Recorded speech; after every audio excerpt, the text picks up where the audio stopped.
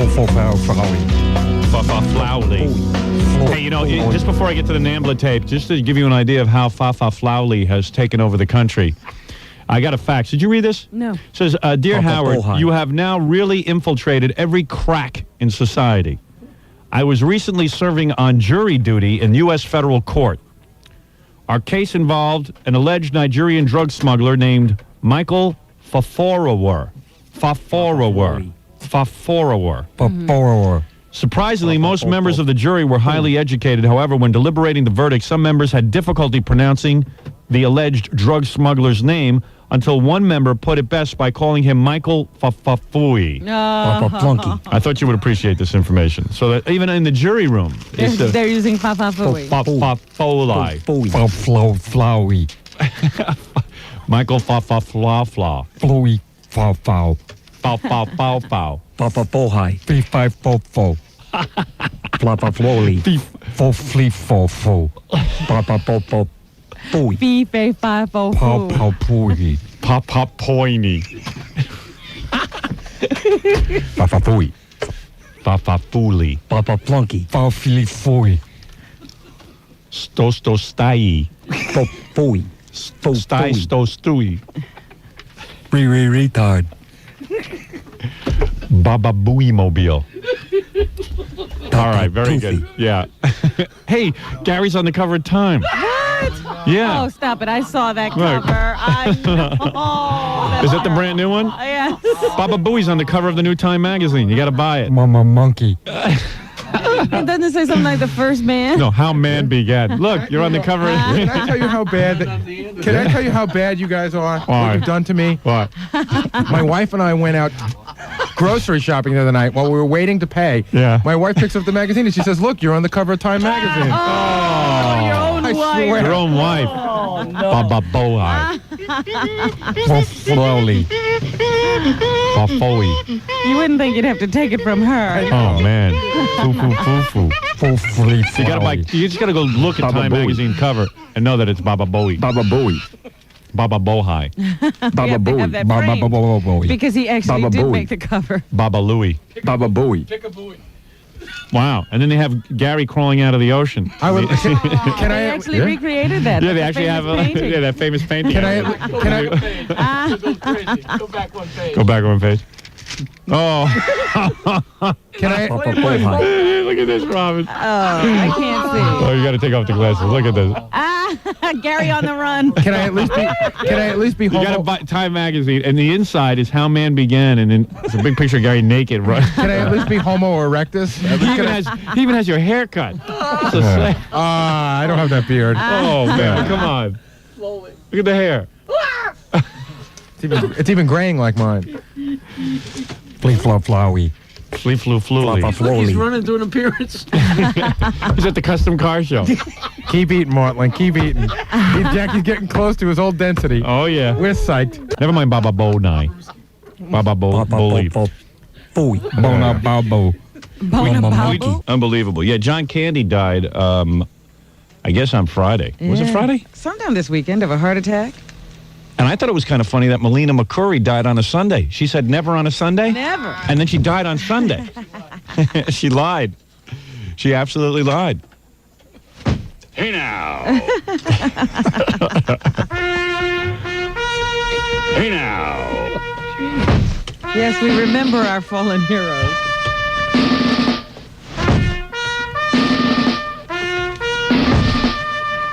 How many people died? I'm playing drums and Fred's playing trumpet.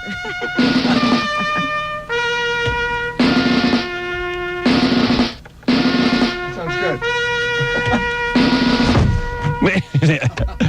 We can really get lost in the sound effect thing. We're painting like madmen over here. Melina McCurry dies on a Sunday. Her famous song, of course, Never on a Sunday, a Sunday, a Sunday.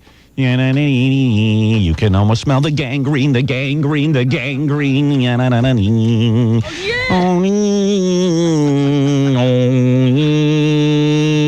Hey now.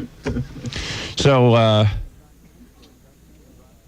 and you know, I was reading the John Candy story. John Candy dropped dead, and he's out making a movie with who? Richard Lewis. God, that guy has no luck. Did you read that? I didn't know Richard Lewis was in the movie. Richard Lewis was in that movie. It was Richard Lewis and boy, he must be on his psychiatrist's couch right now. Oh, man. He had to be rushed to psychiatric care. Poor Richard Lewis. Finally gets in a movie with, a major star, and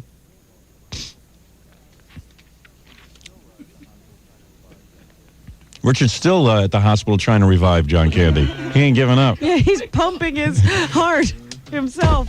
Yeah. Come on, John. I Come know on, you John. can do that line. Come on, John. Come on, baby boy. You can make it, man. Hey, now. One more jolt. Give him another jolt of energy, and it could work. Gary, you look extra sleepy and dopey today. Uh-oh. I mean, doesn't he? He's like, his one eye is open, one eye is closed. I mean, I have. what'd you have, a rough weekend? Yeah, I had a rough weekend. What'd you do? You used to stay up way too late on Sunday night. No. I gotta. Look at his eyes. They're all puffy. Oh, well, I know when I saw him this morning, I thought he'd been in a fight. Yeah, you know what he looks like? He looks like a guy who's just been in a boxing match. I have a assumed he'd been sty. crying because I've been of John avoiding you all morning. Is that what you have? Yeah, one eye's closed. Ooh. I'm not tired. Yeah, you look extra stupid. No, it's just the one eye's closed. I mean, he looks He's too incredible. dumb to open both eyes. Why do you have a sty? Yeah, I don't know. It just happens. Robin, medically, why does that happen? Because you're That's filthy. like one of those kind of herpes things or something. Yeah. It's just a... You just have It herpes. just happens, right? Yeah, it's just a something in your body. Yeah. It's a cold from being run down, basically.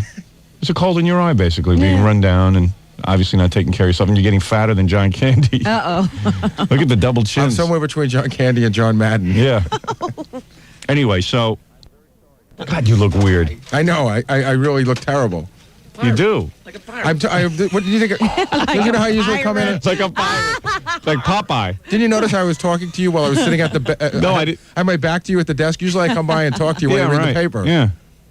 So I thought, hey, maybe. So I said, I Gorilla, didn't get the tickets, Lana. Gorilla didn't say anything. So I said, maybe nobody will Yo, notice. And of matey. course, Stuttering John walks in and goes, hey, dude, what's wrong with your eye? Long John Bowie. Yeah, I like taking phone calls. Albany, you're on the air. I talk about the phone callers in my interview in Playboy. Did you read it yet? No. You haven't gotten a copy of that You yet? know what? They gave me a Xerox copy, and then I must have misplaced it. Yeah. I was wondering what you thought of it. I thought it was pretty interesting. 20 pages of me talking about myself. I ragged out a couple of people. Anybody read it? Did you see Jackie? Anybody No, I want to thought I was apologize banned to? from reading it. No, I don't want to apologize. Just John Tash and beautiful wife Connie Seliger. I'd like to read it. I saw Jackie trying to read it. But then like he threw it I down asked when them I to came make in. me. I asked them to make me a Xerox copy of it. I don't know Yeah. if they did though. They never give me any. Oh, shut up. No one makes me copies. Just Robin. a copy. Robin and Howard get everything. didn't even read it. I just want to be treated as an equal on the show. Make just as much contribution. Yeah, right, if not more. Right. Flying gag writer. One of you morons out there, make us some copies, will you? Myrtle Beach, one of our newer cities, I'll Robin. make that my homework assignment today to read Yeah. that. So I mean- because I always find things in there that you don't even notice that you've said. Yeah, right. I'm not that shocked by them. Other people are. No, I'm sure you'll find, in 20 pages, you should be able to find a lot. It's chock full of idiot stuff. Idiotic statements. Howard, Yes. hey, how you doing, man? Could you lower your radio? Sure. All right. This is what I talk about in the article. This is what made me think of it. Yeah. I said every phone call is identical. Hey, I got a good classic skit for you all with that Frank Sinatra thing. Cleveland, you're on the air. You know he has nothing funny to say. Cleveland, you're on the air. Hey, good morning, Howard. People get annoyed when I hang up on people. Trust me, I know when someone has something to say. When someone says Hey, Howard, there's I a got something to classic, you say. run. I'm sorry, what? I think I got something to say. What? Hey, I wrote you a letter about a couple out in California smoking toad juice. Yes, I read that. And what's up with that? I'm not quite of age to know about that.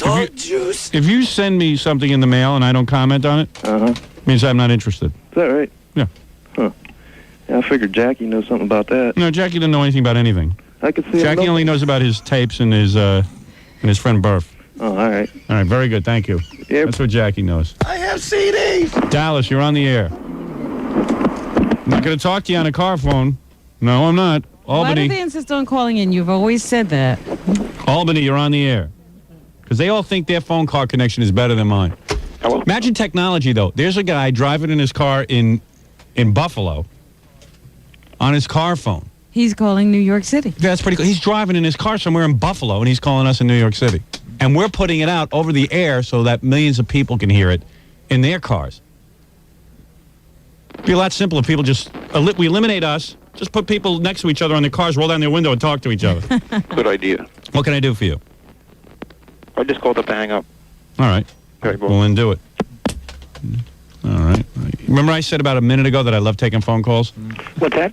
Howard Stern? Yes, Las Vegas, you're on the air. Right on, Howard Stern. Hey, we have a potential problem in Las Vegas here.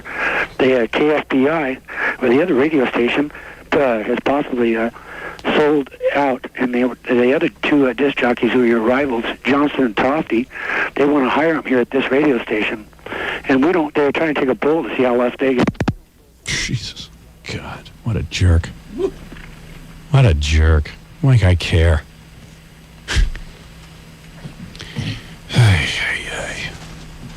What's going on out there? Is anybody scoring above 700 on their SATs? Does everybody think everything is sports? You're on the air in Los Angeles. Los Angeles is a much more sophisticated city. I think that they will have something You to think say. so? Yeah. You're on the air. Yes. I want to know, was Robin ever on rollerblades prior to the New Year's Eve special? Finally, a good call, Ron. So much easier my way. She kind of paddles with her right leg while her left leg is perfectly rigid. Well, that was the leg that was broken, okay? Yeah. She broke her leg. She actually had 2 broken ankles and still rollerblade. I thought she was quite a trooper. Now knowing that, don't you think she did a good job? All right, thank you. I know she was complaining about the music. I think she could have skated to the Star Spangled Banner. It wouldn't have really mattered. Yeah, I think it would have been the same routine. That's No, true. That's a good the point. routine was different. And because they kept changing the music, we had to take out all the stuff that I was doing. All the hard stuff. Yes, because we kept having to change the routine over and over again. Yeah, sure. You're on the air in New York. Yes, you're on the air. Howard, Yep. does Elephant Boy speak Chinese? It sure sounds it, doesn't it? I can barely hear you. You're on the air in New York. Yeah, hi. Hi. Howard? Yeah. Listen, did you ever hear the Giuliani acceptance speech? Did I ever hear the Giuliani acceptance speech? Yeah, when somebody yelled out your name No. and he ignored that? No, I didn't hear it. No, I was trying to call you a while ago to tell you about it, but I never got through. What was he accepting?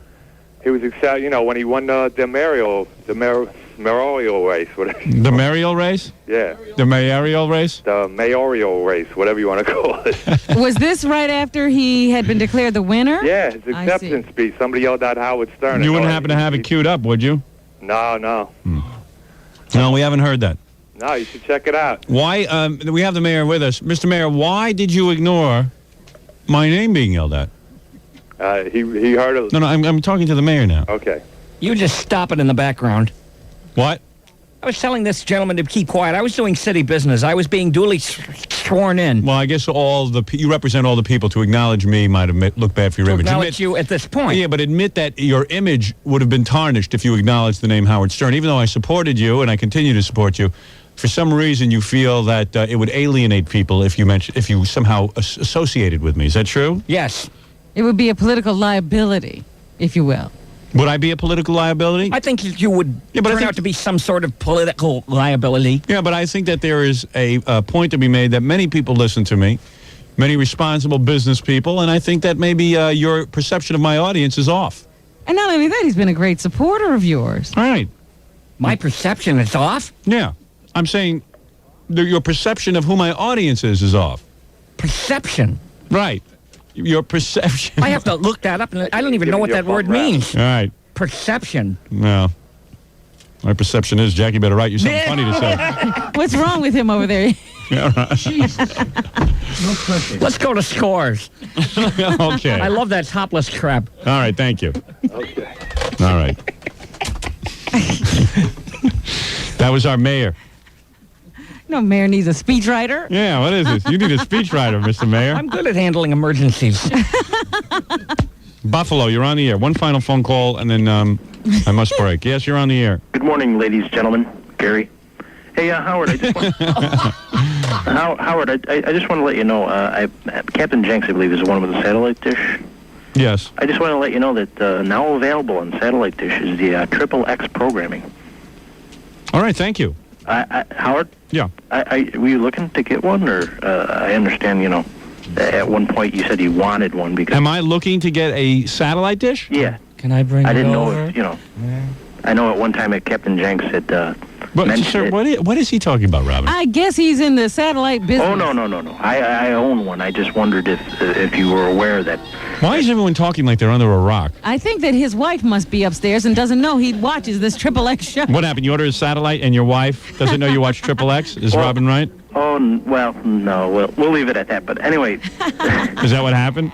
Well... I know. I would order a satellite dish for XXX and pretend that I was getting it so that the kids would have more to watch. That's right. Well, there is a wide variety to watch on satellite. I just thought maybe you... You sound like you're really... You know what it is? This guy spent a lot of money on a satellite, and he wants everyone to know how happy he is. I don't know what his agenda is. I'm not really understanding what your call means. I wanted to make you aware that satellite now offers... I don't like when people say, alls I wanted to make you aware of. It's all I wanted to make I'm you aware calling to tell you that that satellite now offers XXX programming. He thought maybe that would be the thing to push you over the edge if you had. I know at one point, Howard, I mean, how many porno movies must I watch? I mean, you know. You can't even see the kind of porno he watches. The only time I'm allowed to watch porno is either here at the station or at my house when I'm hiding from my wife and kids. And I don't think even XXX is showing the stuff that we watch. As soon as my wife and kids leave the house, which is very rare that you have all three kids out, the housekeeper out, and your wife out, I have a little stash of porno I watch. Well, and I watch it for about a second, and I grab a... Would it be easier for you to just flip a channel? Well, a porno tape is terrific because it takes me about a year to get through one porno. But can you hear them if they come back in? Oh, yeah, I have alarms set in the house. I have alarms, and so if they walk anywhere they walk through, I would know, just in case. The worst would be to get caught by your kids with your pants down around your ankles watching a porno film. I mean, that would be the end of your credibility as a parent. And the kids would blackmail you. What do you mean I can't go to my friend's house? I'll tell Mommy we caught you with your pants down watching a porno tape. No, that would be something that would put my kids in the psychiatrist's office for the rest of their life. Yeah. So I make double sure. Sometimes I even walk through the house. Even the office is alarmed. Yeah, I mean, I've got the doors bolted. I got alarms on. This channel offers 6 new movies. It's like the day after they make it, they're on the air. You know what I'm saying? It offers 6 new movies a week. Guaranteed. Good. 6 new movies in 35. Oh, guaranteed. Oh, guaranteed. Well, all I know is I you can always tape them. I walk. So then I lock up the house. And then I have these tapes. Now, where are the porno tapes? They're locked up. They're under lock and key. Yeah, well, yeah, they're in my office. I have like 3 of them that are good. But they're not in a drawer that they could just open up and see. No, but they're around. I mean, I wouldn't think it was the worst thing in the world if my kids saw porno films. I mean, not that they're around anywhere where they can get them. It's not that it's bad. I just wonder if you want your kids to know that you do this. No. Are you kidding? That would be horrible. I mean, yeah, who wants them to know that? You know, I'm trying to be a regular dad. Well, you don't do anything else with those movies, so... Well, you know what it is? Every time I'm watching the movie, right, and I really get into it, and I always say to myself, after I'm finished, I'm going to continue watching this movie because it's so good. And do you guys do this? I always, every time I go, I'm going to keep watching it because this is so good. I'm just going to keep going. I want to see how this ends.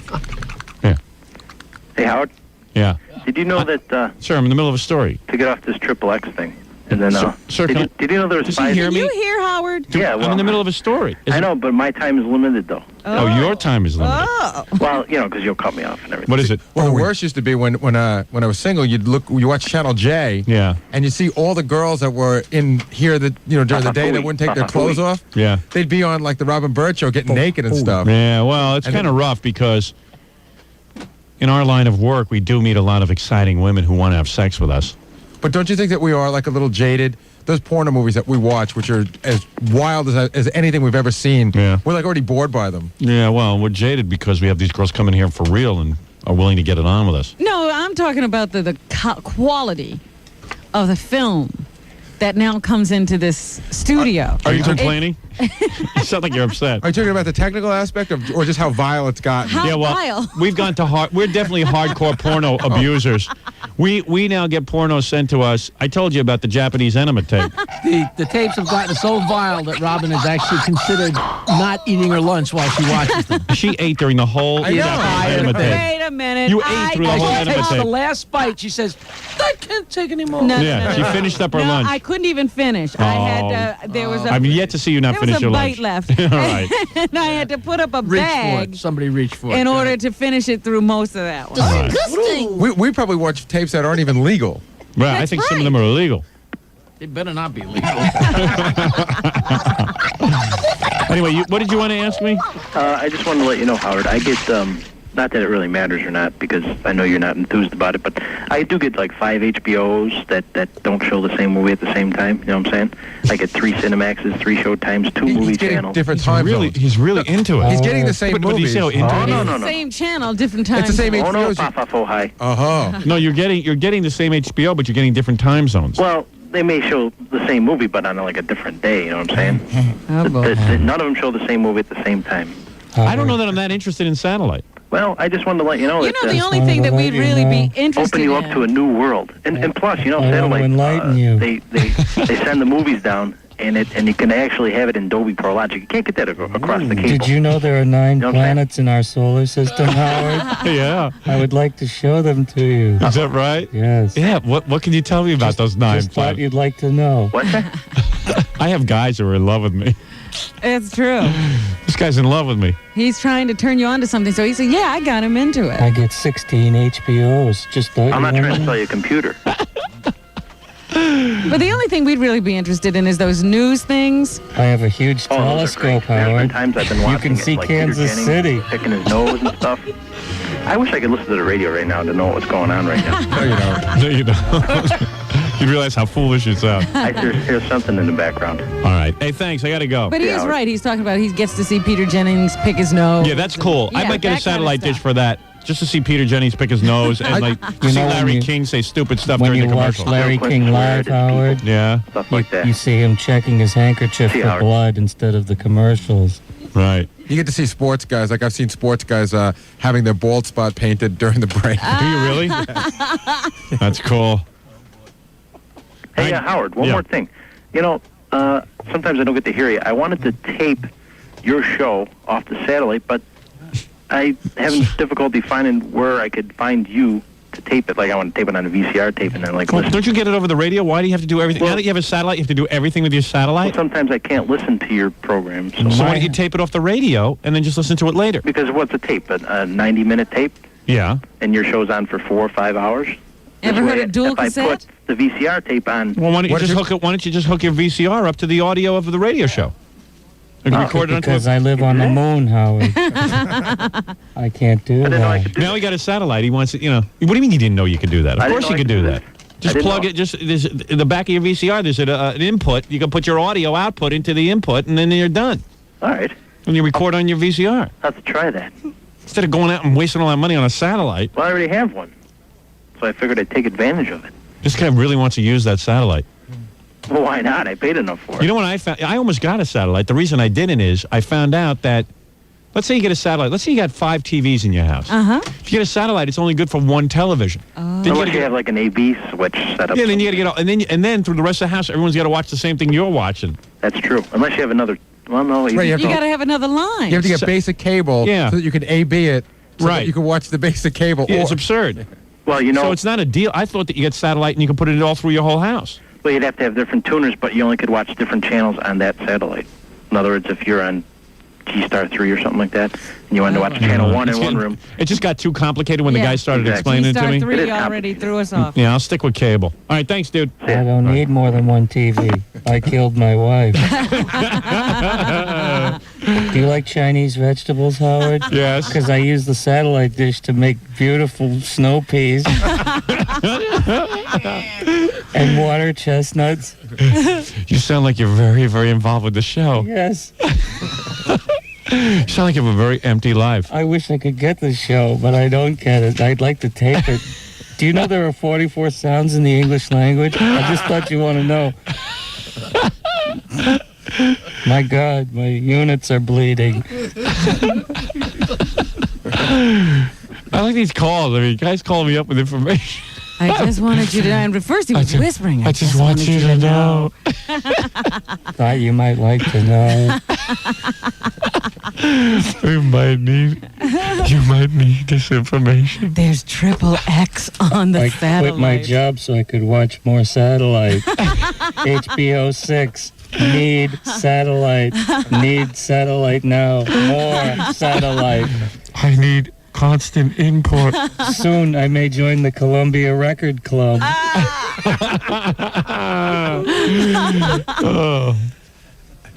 Just thought you might like to know that. Do you like records? Yeah. I could sign you up. No, that's okay. I think I'll just go to a record store. Thought you might like to know. All right. I robbed a bank so I could buy a satellite for my dog. I like when he goes, I wish I could hear what was on the radio now. Howard, I'd like to pick up your show on satellite so I can tape it. I go, tape it. You got to get a radio. What do you need? You need your satellite for radio? I can't listen to it all the time. I need to know. Excited. I may have already won. The cassettes are not big enough. What's a cassette? 90 minutes? The guy's got a disc the size of his garage so he can tape this radio show. Yeah, right. All right, let me take a break, Rob. We'll come back. We'll do the news. I didn't get to Stuttering John. Tomorrow, first thing, All right. Stuttering John, then Steve Gorillo's thing. Where's President Reagan? All right, we'll take a break. Hey, you guys hear that noise, that hum? People of Earth. Listen. Wait. I hear a hiss. Wait. All right. Now it's off. Now it's on. Oh, there. That's Fred's equipment. It's the Really? board. It's like it's a. This is ridiculous. Are you quitting again? I'm quitting. I can't even quit again. They won't let me. It's ridiculous. Fred has a mixing board over there that, he plays the sound effects through. All right, now I have it off. Now I have it on. Has that always been there? People of Earth. Must kill President. I bet your mixing board at home isn't that loud. You got one of them. No, I've got a better grounded mixing board at home, and mine's $12. Now, when you play sound effects through your computer, Right. you get none of that noise. No, none of that. Only here. Only here in a professional radio station. Yeah. A broadcast facility. Pull out all the tapes, Fred. See if we can hit. No, all right. What is All that? pulled, all the pots No, are no, down. it just went off when you did I something. pulled the fader down Oh. on that mic. Yeah. Oh, is that the mic? It might be the All mic. right, turn that mic off and sit over there. All right. And let's get that fixed today, Fred. Let's talk to someone about it. Let's not keep it to ourselves. Talking to him now. All right. But they'll tell you nothing's wrong. Of course. That I'm crazy. I'm the only one who hears that noise. So that was the mic. Yeah. All right. Anyway, where were we? You said we were going to do news. Yeah, we're going to do the news, Robin. Enough obla-di, obla-da. No. You want more? Yes. Oh, yeah. It's becoming a big hit. Yeah, that is a big hit. request. Well, Kurt Cobain Kurt Cobain. Kurt Cobain. woke up. Yeah, what'd he say? You know, we were having so much fun while he looked like he was on his last legs. That's the guy from Nirvana, right? Yeah, Yeah. lead singer of Nirvana. He was taking a little time off in Italy to recuperate from the flu and to get a little rest. He was exhausted from the tour that Nirvana is on, and they say he was on a couple of different medications for recurrent stomach problems, Yeah. his flu, and Yeah, sure. wound up taking a little bit too many tranquilizers Yeah. along with his champagne. For his flu. Publicity stunt. No publicity stunt. It's So darn it, this was an accident. what was his Trying first to words? Kill himself. Were they? They said when he woke up, he wanted a strawberry milkshake. Wait, he's waking up. What's he gonna say? How's John Candy? My favorite actor. He's the reason I want to live. I kept thinking of my John Candy movie. I kept thinking I hadn't seen airplanes, cars, and trains. Yeah, I need to see that. I need to see the one where he falls in love with Ali Sheedy. Only the lonely. It was good. Only the lonely. Yeah, you know, Maureen O'Brien came out of retirement for that one. The great outdoors. Yeah, and can you imagine Maureen O'Brien came out of retirement to be in the worst John Candy movie ever made? Do you think that maybe she didn't come out of retirement, that maybe, maybe just hasn't been that many parts Yeah, around? nobody had offered her a job. Yeah. I mean, that thought crossed my mind. I don't know if it's true or not. Well, anyway, there's one person besides us who wasn't so impressed or sympathetic to Kurt Cobain's problem, and it was Ted Nugent, Howard. Ted Nugent, right? Yeah, rocker. I like Ted. From Damn Yankees and his own solo work. Yes. Here's what he had to say when he heard that Kurt Cobain had taken an overdose of tranquilizers and gone into a coma. I think it's good that a moron like that is standing up loud and embarrassed that drugs are for fools and that poisoning your good health is a sin of insane proportion. And I think it's good that young people can see that once again, ignorant abuse of drugs and alcohol one more time knocks a man on his ass. And I might mention his worthless ass. All right, Ted. Angry, huh? Guess you can't have a problem around Ted, huh? Don't be a little bit uptight around him. Strong man. Love to be his kid. All right. Oh, God. Let me tell you about your worthless ass. I see Ted had more to say, Robin. Well, Ted wasn't only talking about Kurt Cobain, Howard. He actually was honored on the floor of Congress as a role model not too long ago by one of the congressmen who he helped to organize some kind of thing around hunting. You know, he's a big hunter. And the congressman wanted to give him an accolade for being hunting. a good role model. And here's how Ted Nugent... Thank you for thinning out the herd. Yeah, what is that? Wasn't that Congressman Bibi? I think so. Hey, thank you, Ted. Here's how Ted On behalf felt of the Senate chamber. about being so honored. This is what the Senate's busy with. All right, here's what Ted felt. Hold on, I'm having trouble. It's great that I'm able to share this accountable lifestyle, particularly from a hunting family, with a bunch of young people who do look up to rock and roll people. He's way into hunting. I'm pleased that they look up to me because I have spit in the face of pathetic, transparent peer pressure regarding drugs and alcohol and other worthless poisons. And for my celebrity to allow me to be a role model to young people, man, they could do worse. I've spent my time killing things. Oh, does he play the guitar? He sounds a little testy, like maybe somebody who hasn't sold any records in a while. He's upset with Nirvana because I guess they do. Yeah. And then they have the nerve to take drugs. Kurt's lucky Nugent didn't shoot him with an arrow. If he could have gotten to him. But anyway, Kurt Cobain was only in a coma for an hour. You know, here we Big were. deal. All Fred's been in a worried. coma for the last 7 years. And it hasn't hurt him a bit. Hurt him. Nothing's happened. Wait! It'll be interesting. Like to eat your cancer when your soul turns black. He's another guy who's angry at his success. Like, that's his image. He's angry because he's a rock star. Yeah. But it'll be interesting to see what this does to his songwriting. Yeah. Yeah, I think it'll change it. Didn't he sound like he was writing for like a guy in a coma anyway? He sounded like a depressed guy. Yeah. I didn't think he was so happy. I could have predicted that this would come on. But not to be topped. Frank Sinatra had his own Good work, rush Frank. with bad health this weekend. He collapsed while on stage in Richmond, Virginia. It's hot. It's really hot in here. Can we stop the music, please? I'm sweating. Here is Mike Laffey, who was Mike at Laffey? the Stop concert. laughing. No, his name is Laffy. I collapsed. He was at the concert, and this is what he saw. Mike Laffey? Mm-hmm. Jackie, you should change your name to Jackie Laffey. Jackie Laffey. All right, If I Mike, sing those songs one more friggin' time, I'll puke. you were just sick of singing the same songs, right? Over and over. All right, here is Mike Laffey, Robin. Yeah. Okay. It's the second chorus of My Way. The second or third verse, he turned and asked his son, Frank Jr., for a chair to sit in. And as the younger Sinatra went to get the chair, he got off to the corner of this the stage, and then Mr. Sinatra just fell forward. And, I wish I'd been there. Collapsed on stage. Hey, Frank Jr., get me a chair. We were in the middle of that Nirvana number. Listen, I want to chew your scabs and lick your zitty face. So But that is quite a performance, don't you think? Yeah. That's more than worth the ticket price. What does it cost to see Frank Sinatra normally?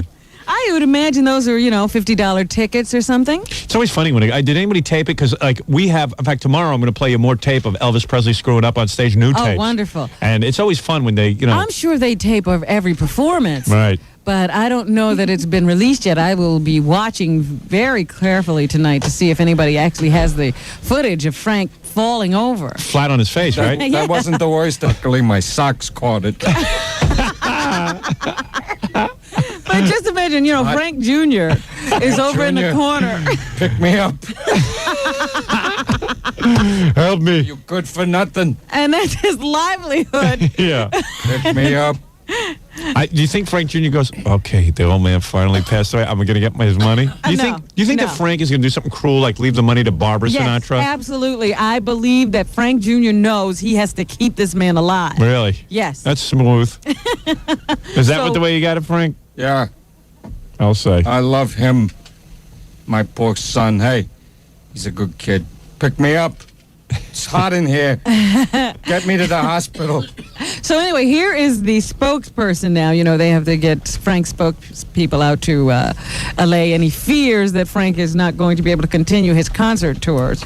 So here is Susan Reynolds with the official statement. Susan, tell him I'm going to be okay. Frank Sinatra became overheated and passed out for a few moments on stage tonight at the Mosque Theater in Richmond, Virginia. Maybe it's time to stop working. I'm dizzy. Why? What's the drive there? I don't know. I don't think Barbara wants him at home. And then here's I heard it took Barbara 20 or 25 minutes to get to Frank's side when he passed out. And here's Barbara. I love you. Hey there, cute. Hey, Put on baby. your dancing boots. Here's Oliva Johnson from the hospital to say what actually happened to Frank once he was admitted. He was checked into the Medical College of Virginia, and his vital signs were stable. He was alert, and then he was released at 12:17 a.m. Frank is now supposed to be back in Palm Springs at his home resting. And now the end is near, and now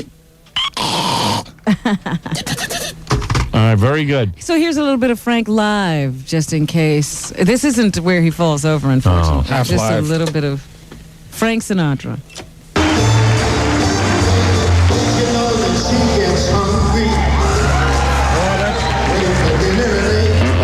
She loves the theater and she never jumps in here late. She never someone she hates. That's fine. Papa Boo. Papa Boo. All right, very good. I got a show tomorrow night in Tokyo. Hey, I can't disappoint them chinks. Crack a bottle of bourbon and suit me up. Don't you think you should slow down, Frank? No, never. Really? Never. We'll keep going right to the end. All right, All very the way good. to the end. All right, very good. We're going to take a break, Rob, and we'll be back with more news right after these words. Hey, good morning, everybody. Welcome to the show.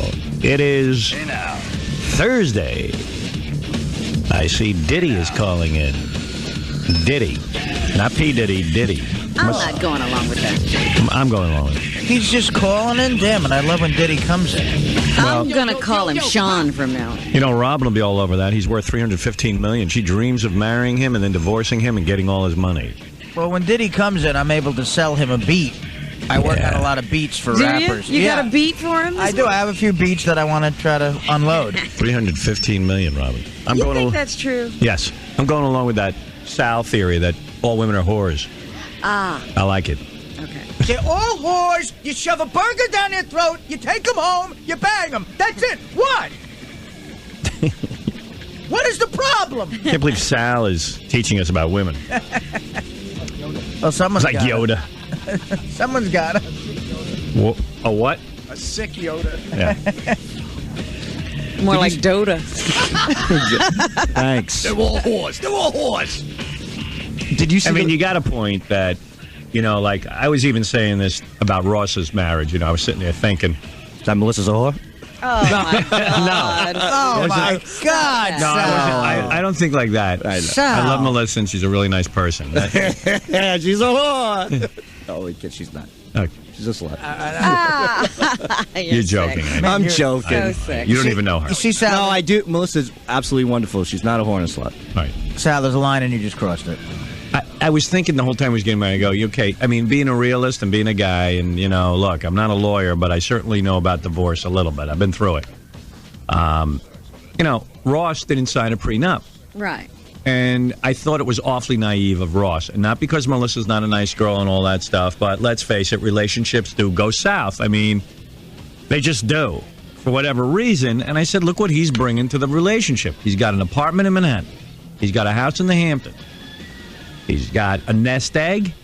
He's got, I'm guessing he's got some sort of stocks and stuff. Mm-hmm. You know what I mean? Yeah. From his job over at the record company, maybe with Sirius now that he's over. I don't know. I mean, I don't know the guy's. Give me a net worth on Ross. On Ross? Yeah. Okay. I'm going to say his apartment's worth. His calculator's going. Hold on for a second. No, my big June nose is twitching. Hold on a second. Let me think for a second. I say the apartment. My Super Juno's power. He's sniffing out the net worth now. Let me think. give me an NW on Ross. Hold it. Hold. Let me think. I'm going to say the house is worth $1 million. Okay. Make that $500,000 now. This is the apartment or the house in the Hamptons? House in the Hamptons is worth $1 million. Is $1 million. The apartment is worth another $1 million. Okay. What do you think your apartment's worth, Freddie? Do you have any idea? Give me a ballpark. At least $1 million. At least, right? Yeah. So his has got to be worth $1 million too, because Freddie's got a nice place, and so does Ross. Although he's kind of in a neighborhood where it's kind of iffy. Yeah, it's not as good as yours. So I'm saying you're over $1 million. He's probably $1 million, maybe 700,000. And did right? he combine a couple of apartments? Yes. And did he do a good job? Yes. Oh, then yeah, easily $1 million. Let's give him $1 million. Let's give him a million. Let's give him the benefit of the All right. So if he was to, become liquid, get rid of the mortgages, he's probably got With the savings, portfolio. I'm going to say the guy's worth $2.5 million. He's married. He's worth $0. Right. Now, You see, now he's going to try to get some of his stuff back. See, so a million each. But when I say, don't forget, when I say an apartment's worth $1 million, he's probably got a mortgage. He's got a mortgage, of right. $700,000. For the Bank owns it. Right, and I know the place out in the Hamptons has appreciated somewhat. So For the sake of argument, you give him $2 million bucks. I'm going to give him $2 million. Okay, $2 million net worth. All right. But what's his debt? I'm going to say if he had to liquidate everything, and he'd I probably meant be net worth. worth, yeah. Okay, he'd probably be worth $1 million. Really? $1 million. Only $1 million. Yeah. Does he have a car? Listen to Artie. Yeah. Like, only $1 million is not a Well, lot of Artie's money. a very wealthy guy. Don't forget he was in that hit movie Dirty Work. That made $1 million. That's mad TV money. He was in a movie that made $1 million, and we haven't stopped hearing about his mad TV money and sitcom money. You don't know what I got on a sitcom. $15,000 an episode. Yeah, it lasted 6 weeks. That's the only problem. Quincy Jones got me out of rehab. It lasted 2 years, and All 15 right. grand's a little low, but All yeah. right, I'm sorry. I had points in All right, I didn't want to give away your entire story. I'm kidding. I'm not saying anything about me. Let me ask you I something. think $1 million. If you married Dana, Right. she's signing a prenup. She has already. We have already had this conversation, and she said to me, she goes, "I love you." For you, and I love your money. And exactly. Not that I think this is anything necessary. She goes, but I would sign a prenup if it made you feel better in a heartbeat. You're damn right. That's and what she you tell said. her it makes you feel better, because I'm going to tell you something. And I said, love Dana, I will but she's a start- school teacher. Listen to me. All right. And she was nice enough to, and I didn't bring it up. She said, if it made you feel better, I would sign a prenup in a heartbeat. And I said, I will have that drawn up immediately. No, because what I'm saying is, you got to look at what the broad's bringing to the table. And vice versa. By the way, when I say this, in Robin's situation, what is Robin bringing to the table? Absolutely. Right, Absolutely. exactly. Absolutely. She's got God knows what she's sitting Well, on. the problem is these aren't kids getting married. These are adults. This is a who've business. Spent some time on the earth accumulating things. Thank you. But and working for things. But not about me. I'm just saying $1 million net worth to me is a low number for Ross. No. I think. I think you're dreaming. I'd give him $1 million is a lot of money. All right. Yeah, I know, but I'd give him 2, I think. Where are you going to give him 2? He's got mortgages on those Yeah, houses. I don't know. You're very generous with his money. All right, so let's go $1 million. Okay. All right. For the sake of argument, he's worth $1 million. Well, he brought $1 million in, and she brought in 0. Exactly. Okay. She brought in a nice smile. Yeah, and she's a lovely girl. And She I love brought her. in blah, blah, blah, blah. And I wish her a long, happy marriage, and with my friend Ross. And she's my. In fact, if they broke up, I'd go be friends with her rather than him. He's a big boy. How's that? That's how much I like her. But come on, enough's enough. It's like winning the lottery, dude. Right. When she's on her knees, it's like scratching a ticket. It's the same exact thing. Oh, my goodness. And you know what? If you scratch it and you get the numbers, what happens? Ching, ching. Ba, She ba, matched. ba, ba, ba, ba, ba, ba, ba, ba. Oh, yeah. She That's matched. it. She's I bet in. you a lot of girls, if they were independently wealthy, wouldn't marry some guys. What do you think these broads do when they get together with their moms? Their moms give them the old elbow. Go, you marry this guy. Who cares what he looks like? He's got tons of cash. What, Right. you nuts? But if she and gets- they do it. These are the secret conversations? These are the secrets. Sometimes they're not so secret. I've overheard them at tables in restaurants. Well, that's why we know. So, what? I've heard Dana and her mom talking about Artie. It's that conversation exactly. She goes, you get that Marry beer. him. Land Who that cares fish. about his You look? get that beer league money. He's a fat, hairy back slob. But my God, did you hear he was on a Fox show? He thinks $1 million is not a lot of money. He's the star of Beer League. Did you hear Ray Romano has a sitcom and he could get one too? $1 million. You marry him. $1 million is fast track. $1 million isn't a lot of money anymore. in He'd this walk country. away from the show. He's so rich. He's Artie and he'll do what Artie wants to do. I walked away. I was here. Artie does what he wants to do. I was here at Artie 10 to does 6 what today. I Artie walked away. wants. Just feed him Paxil. I was here. Feed him back so he'll leave Take you some alone. of his Paxil if you have to. Back on the treadmill. He's off Jack Daniels. What are you nuts? I was here at Get 10 him drunk and marry I him. was here at 10 to 6 researching for the show. You get Kill your dog and marry Artie, you dummy. the dog. As long as she gets the dog, I'm fine with it. Yeah. So. But so it's no, $1 million bucks. But then so he gets 500. Whatever he's He worth. gets 500 G's. Immediately he's... Well, Yeah, but he loses it's worse. everything when you It's look worse. at it that way. He wants kids, so they're Right. going to have kids. As soon as you have kids, that is child support forever. You know, I mean, let's face it. I mean, you're paying through college and then some. If you got any kind of... Right. Unless you disappear. Like you take a boating trip and... Do you think Ross has a little rabbit in him? He did the Olivia Newton-John, bro. I'm in Alaska. We don't know. We don't know what Olivia Newton-John did. No, but you think Ross would run? He wouldn't run. Oh, like a kidding me? chicken racing away from a farmer about to have Run like a rat out of the subway dinner. station. South America, here I come. What's up? You know what you're leaving out of that whole equation? I don't know if I missed I know a guy, one of my dad's friends. Yeah. Not a friend, like a guy I knew when I was young. He ran off to Europe with his girlfriend. Really? Never saw him again. Wow. You always read about those guys who you think died, and then they turn up in Nashville with a second family. Yep. Yeah, but rarely do you know somebody who actually Right. took I had a guy who was I was a carpenter, and the foreman of the job, this guy Rocco, he was a Sicilian guy, had a really naggy wife, worked a 19-hour shift from framing a That's house. right. Came home, wife was bitching at him, said go out and get bread. He went out to get bread, didn't come back for 6 months. He went to Sicily. He went to Sicily The to judge, get the bread. the judge made him come back, and he Weren't said, you surprised, Ross? That, he said I went yes. to get bread. I want the bread. He said I went to get bread. Came back 19 years later from getting cigarettes. Right, exactly. What? Weren't you surprised Ross didn't sign up? I totally agree with you. Yeah. I love Melissa. I think Melissa's sweet, but he's bringing all the weight to the table. Do you know what I mean? Yeah. The weight is the cash. No, I'm saying Yeah, that's what we're saying. You have to But explain that's to me. okay. But why can't women reciprocate? You know, And why do does that what? stop? When you get married, what happens? The bills go up and the mouth goes down. You know what I'm saying? That The sex goes Yeah, the down, sex yeah. goes out. Yeah. And it's never evenly weighed. I mean, the scale just goes gugooch, right on the side of the cash. What does the scale go? It goes gugooch. All It's right. done. No, that's the first kid. It goes gagooch, gagooch. after He's the- right. I know. I mean, you know, he is right. I am a guest in my own effing house. I'm a guest. I can't turn on the air conditioner. I got to take off my shoes when I walk in. I can't You gotta burp. take off your shoes? Oh, yeah, yeah. Yeah. His wife's Must got have white carpet. His or wife's got a something. big clean thing going on. I don't know if I ever told you the story. One night, Sal and his wife were laying in bed, and his wife said to Sal, "Did you throw out the garbage?" Sal goes, "I forgot." She goes, "Go throw out the garbage." So he's Who already in the bed. hell would do that? Okay, so Sal gets up to throw out the garbage. He comes back to bed. She goes, "Did you wash your hands?" And he goes, "No." She goes, "That's it. Everything's No, she goes, contaminated." go wash your hands. I go, wash my hands. Now I go lay in bed. She goes, what are you doing? I go, I'm going to bed for the fourth time. It's 11:30. I got to go to sleep. She goes, your shirt's contaminated. I go, what do you mean my shirt's contaminated? She goes, you just threw out the garbage with that shirt on. So they had to strip Are you the bed. kidding me? They had to strip the bed. Oh, that's. But my cash is not contaminated. My money's not contaminated. Right. Money's the dirtiest thing in the world. Yet she goes right You don't into my have any wallet. money. She'll take a bath in that money. When's the last She'll time you use that touched money. money?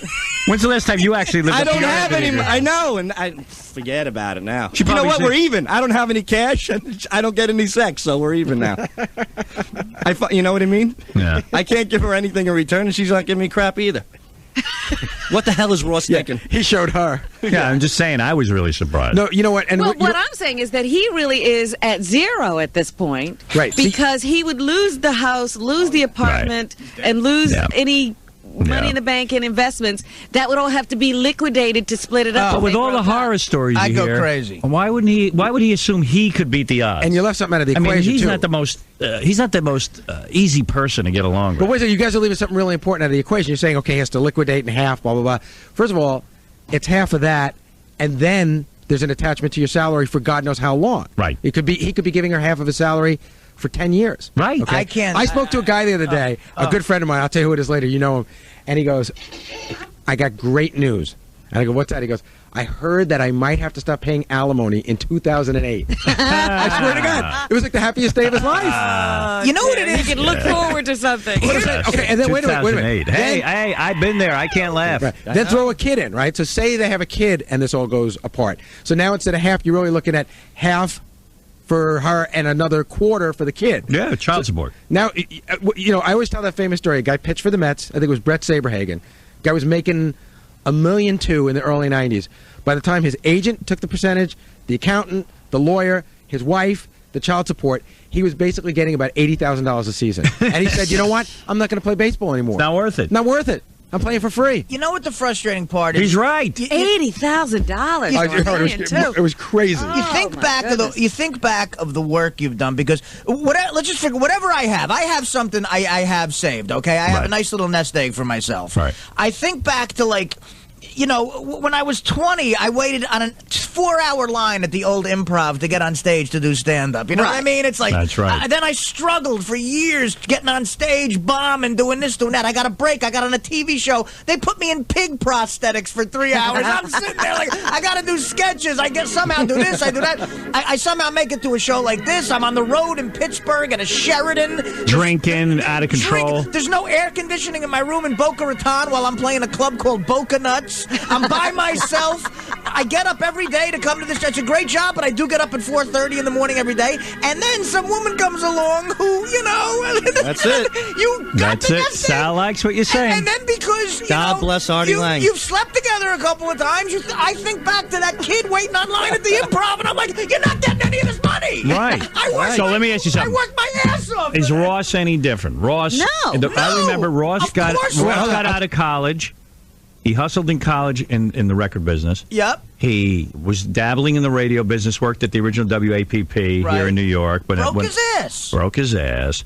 Had a kiss Ron Delsner's ass when he worked for him. I mean, that's a tough That's kid. not easy.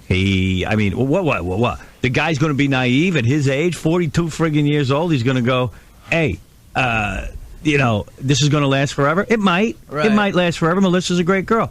But hey, you got to be protected nowadays. He was just signing. He signed the Jewish contract. He signed so many contracts. I mean, he was signing away, and I'm yelling out, dude, half your house, half your apartment. It's a financial. It was too late agreement. at that point. You might as well shut up and let the guy go ahead and do it quiet. Howard, did you ever talk to him about it? Did he ever approach Yes, it? I talked to him. Did he ever approach it, or was he just didn't? No, he just was like, he would go like this, I don't want, like that. That's what he would do. He goes, hey, I know, and that was it. I go, okay, I said, dude, you're in for a nightmare because it's got to be worked out ahead of time. You know, you got to be realistic when you get married. It's not a fairy tale. You know, we're going to be so happy. You know, it's funny. My friend, friggin' Lady Di and Prince Charles couldn't make it. Those two have no and they pressure. had everything. Had everything. No pressure. Right. Do whatever you want. Go have a fun time. But Couldn't there's make another it. example. The guy has a face like a busted turtle, and she married him. You know what I'm saying? Like, look at Lady Di. That just hit me. Right. But look at Lady Di, and look at Prince Charles. What is the missing link here. I mean, what is the common denominator? What is the glue? Cash. What is Cash. the glue? The cash is the glue. Right. But we know that. Right. So what are you saying? I'm saying he's like that a man why who do we just found gold. He's got to mine Meanwhile, it. the funny thing is he has no cash. Right. You know, I hate to say He's this. got a woman. He's got no cash. You know, Right. I'm You've a never had married any man. cash. I got kids. I hate to say this. A lot of people are going to be mad at me, but you know what? Marriage is long-form prostitution. That's all it is. You just keep paying and paying and paying, and you go to a hooker. Well, that's not you're true in, because you're out. But it's not even for you because you're paying yet not getting any sex. Right. Let me ask you So something. I'm like, if you had to getting do it ripped off all by a over hooker. I'm like Gary the retard at the red light district. If you had to do it all over again, would you? Shh. I didn't ask the question. How could you have an answer? You don't even know. ready to take out a knife. Would you just Go ahead. live alone and hire the best hooker, but like a lot, $100,000 a year? If I had to hookers. do it all over again, Go ahead. I would live in a tent with a kerosene heater if I had a hooker every night. I could care less. I would. If You'd I pay had, a hooker every night well, to come don't in. get me wrong. But what about your I'm, kids? right. I'm happy where All right, I'm we know at. you love your kids. Yeah, I I love mean, my all wife. right, I love my you kids. can tell But that, if yeah. God forbid something happened and I had to do it all over again, Yeah. first thing I would do is Let's say you could go in a time machine back in time. I'd go to I'd go to the shoddiest neighborhood I can find and find a beautiful Spanish girl working at one of those 99-cent stores, you know, Yeah. like a cashier. Yeah. Just, and you know she's hot, but she's got a little belly flare because she can't afford the gym, but I'll take care of that. All right. And then I take the whole family to the Sizzler. The mother, the father. Come on, be serious. I'm dead serious. And they'll think I'm a god. I'll give them chopped sirloin and fried shrimp. I'll buy the brother a brand new lawnmower. Why not go to the Philippines and do that? I'll do it Cost there you too. a lot less. And you know what? And the father go, Mita, you stay with this guy. You take care of him. So you're married And I'm again? No. And I'll just take care of her, and I'll move Why on to one the girl? next neighborhood. Oh. I'll keep going and You going go and from going. bad neighborhood to worse neighborhood. I will turn my genitals into a dirty dish rag in 6 months flat. I gotta say, Here's the problem. How you gonna afford the Sizzler? I gotta tell you, Yeah, you're too busy with the Sizzler to have a job. It sounds way complicated. his details are alarming, aren't they? Yeah. He's really thought it through. Yeah, like he didn't think of this a minute ago. He's with little Spanish girls with a little belly. He's even seen the girl, 99 cents. At the 99-cent store, But exactly. by the same token, if What's her name, by the way? Juanita. by the same token, if Dana got paid what she deserves to get Go paid, ahead. an eighth grade teacher in the ghetto, which Right. by my You should estimation, Actually, she should have Artie money. she deserves, I'd say, $20 million a year. Hey, for I'm what not she being, does. I'm not being, exactly. I'm not being sexist. I wouldn't I'm be saying- entitled. I wouldn't be entitled to a dime of that either. Because I would say the same thing to Robin if she was getting married. Yeah, sure. Robin has a lot of money. Don't you, when you look at a guy, and we see this all the time in the tabloids. And By the way, I feel worse for the guy who doesn't have a lot of money. I'm talking about a guy makes $50,000 a year as a cop and who's got to give up 30. and has to give up his pension, and he's going to take a. I got to get the F word. And in a there. cop, a cop who's risking his bullet. life. He's gotta take a shot at. A bullet. Hey, bullet. A cop's got to take a bullet. That's right. It's frustrating. It's Aren't- frustrating. Aren't women wonderful? I don't know how this happens, dude. Look, you're the jackasses who go and get married. Why are you screaming at women? Here, this is coming from a woman who makes money. What is missing in her life? You- a husband. You have your cash. Did it. You're You done. did it to You got your yourself. pot of gold, You Robin. did it to yourself. Mr. X is your bitch. Take some responsibility. Mr. X is a genius. You know, Robin, I do always wonder though, if you hadn't gotten into radio and say you stayed as a nurse and made, I don't know, 50 or 60 grand a year, do you think your life would be different socially? You think you would have No. gotten married? No. You would have just stayed this All because- my life, because- I never wanted to be beholden care to of. somebody else. That's true. But it's But easy you to see, say, Mr. X has his own money. Yeah, Robin's. No, you're wrong. He has his own money. He didn't take my money. She could be with a guy who you know she don't care. She's self-deficient. Yeah, she sure is. Self-deficient, I said. I self-deficient. You're You're right. self-deficient. I'm inefficient.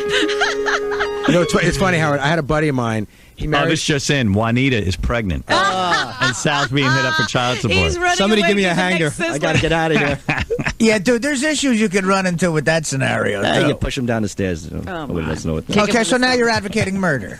No, just as the baby. Look, he's saying, God forbid if something happens to his family. I'm like, if anything happens to his family, I know God had nothing to do with it. All right. Enough of this discussion. My It's boys depressive, are never getting married. I tell you, I'm teaching my boys are going to be the happiest guys in the world. They'll be normal. We'll see. They'll- just like you are. All Lots of penicillin, but they'll be happy. Yeah. They'll be taken care of. Let them do what they want to do. Yeah.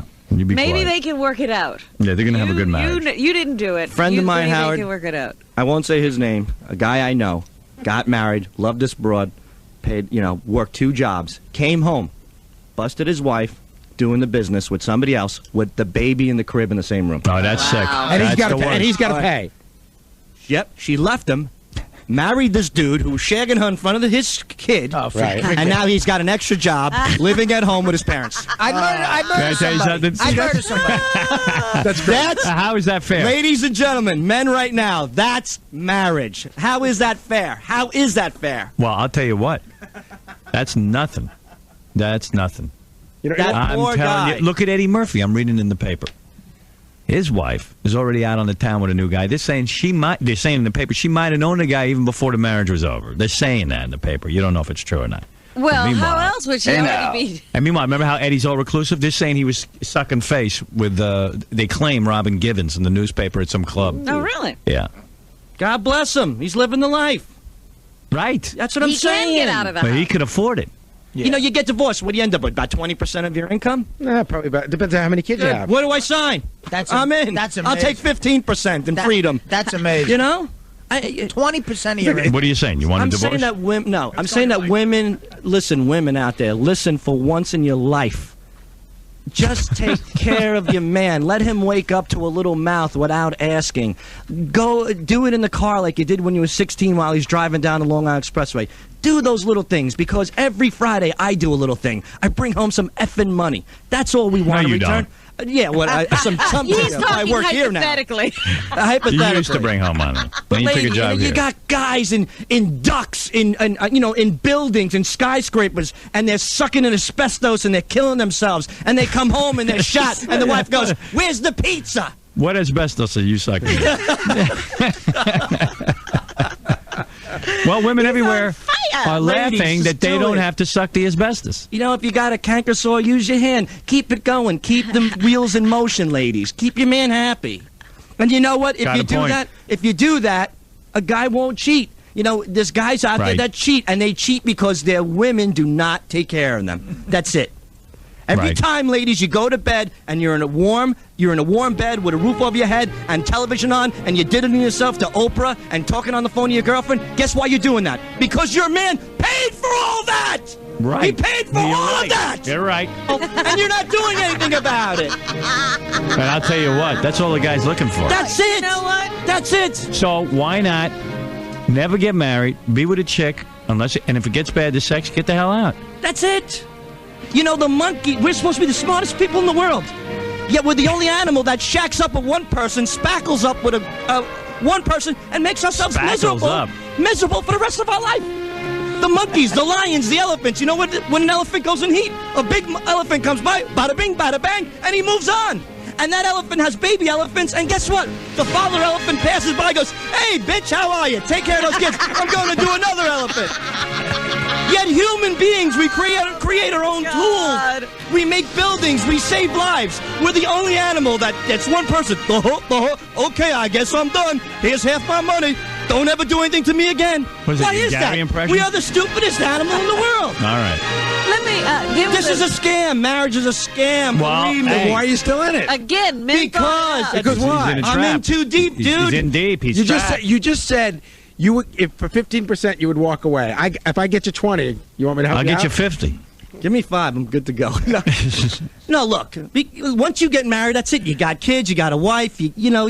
I need somebody to wash my clothes. You know. So Sal, the big question is when What is he? Sal, the big question is when you and I go on vacation next week.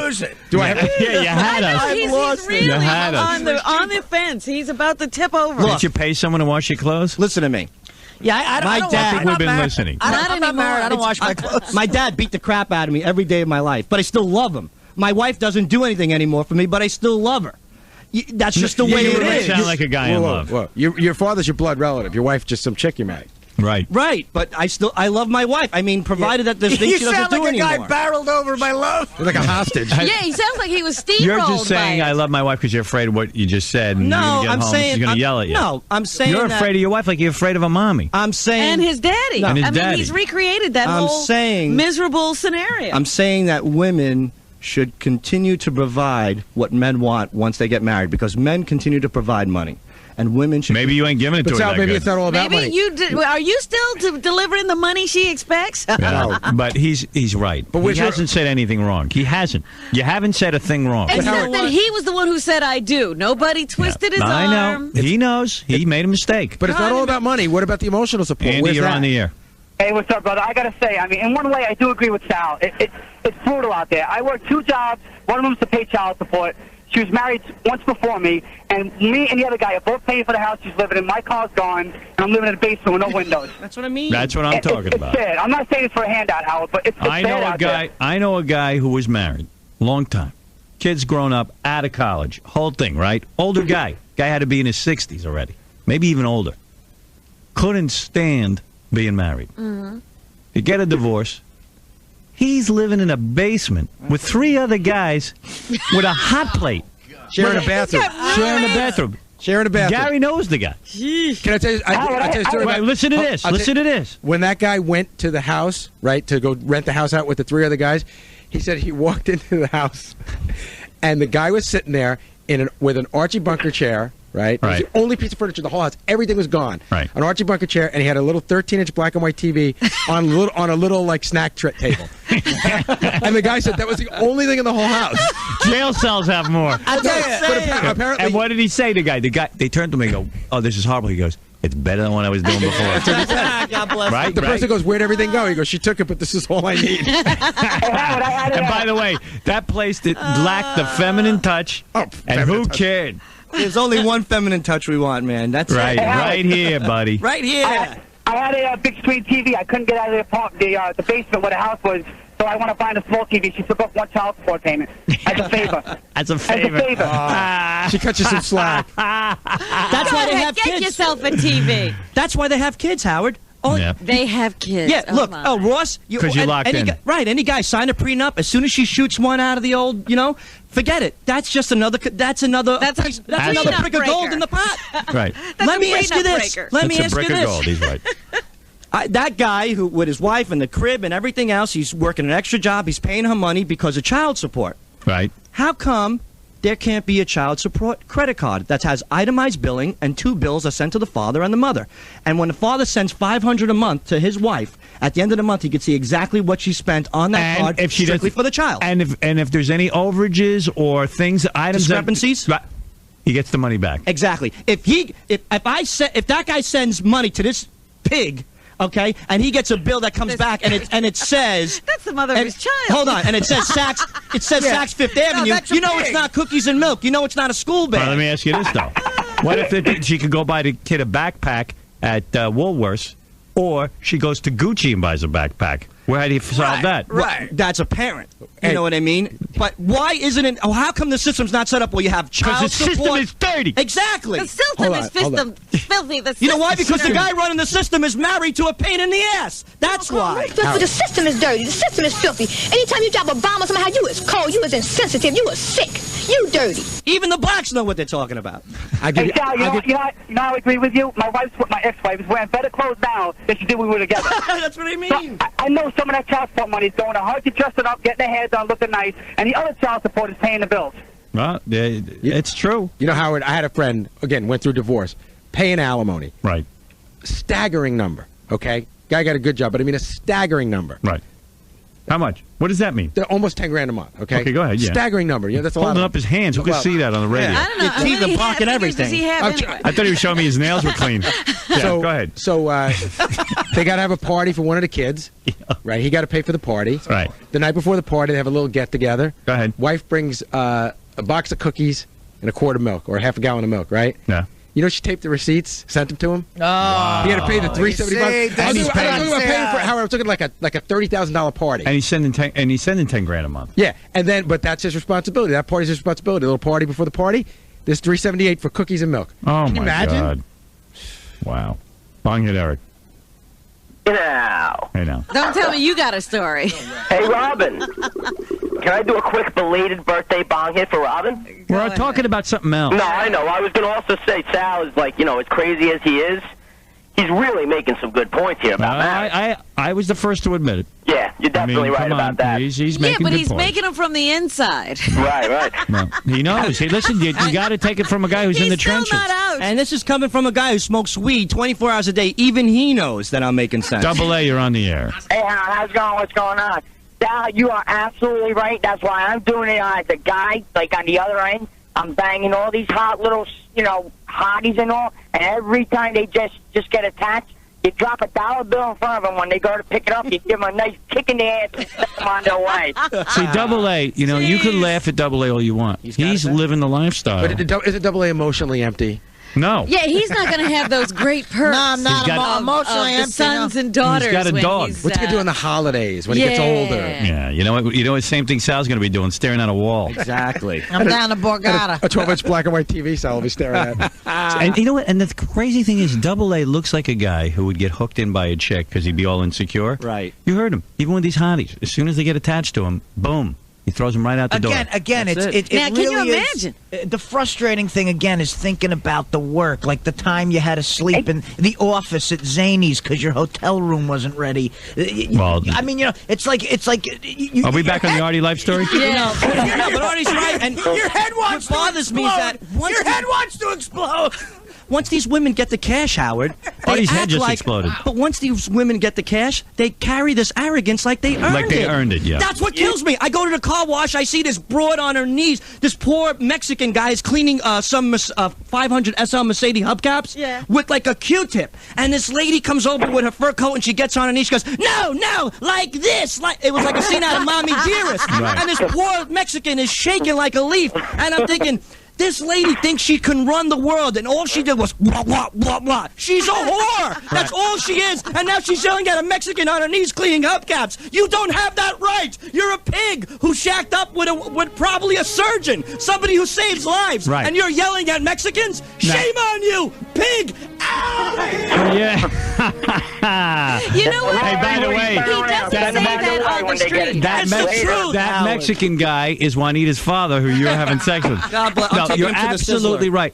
I notice a lot of women walk around once they get married and they attach themselves to some guy's money, and they got big mouths. Yeah. Like they earn money. They got a bigger mouth than the guy who actually earns the The guy money. who earns money knows how to behave because That's right. he knows how to play the game, and he's not arrogant, and he knows how hard it is to work for $1, and you gotta be nice to people. Because he knew how to make the money. I've been in restaurants where a guy just wants to go out and have a nice dinner.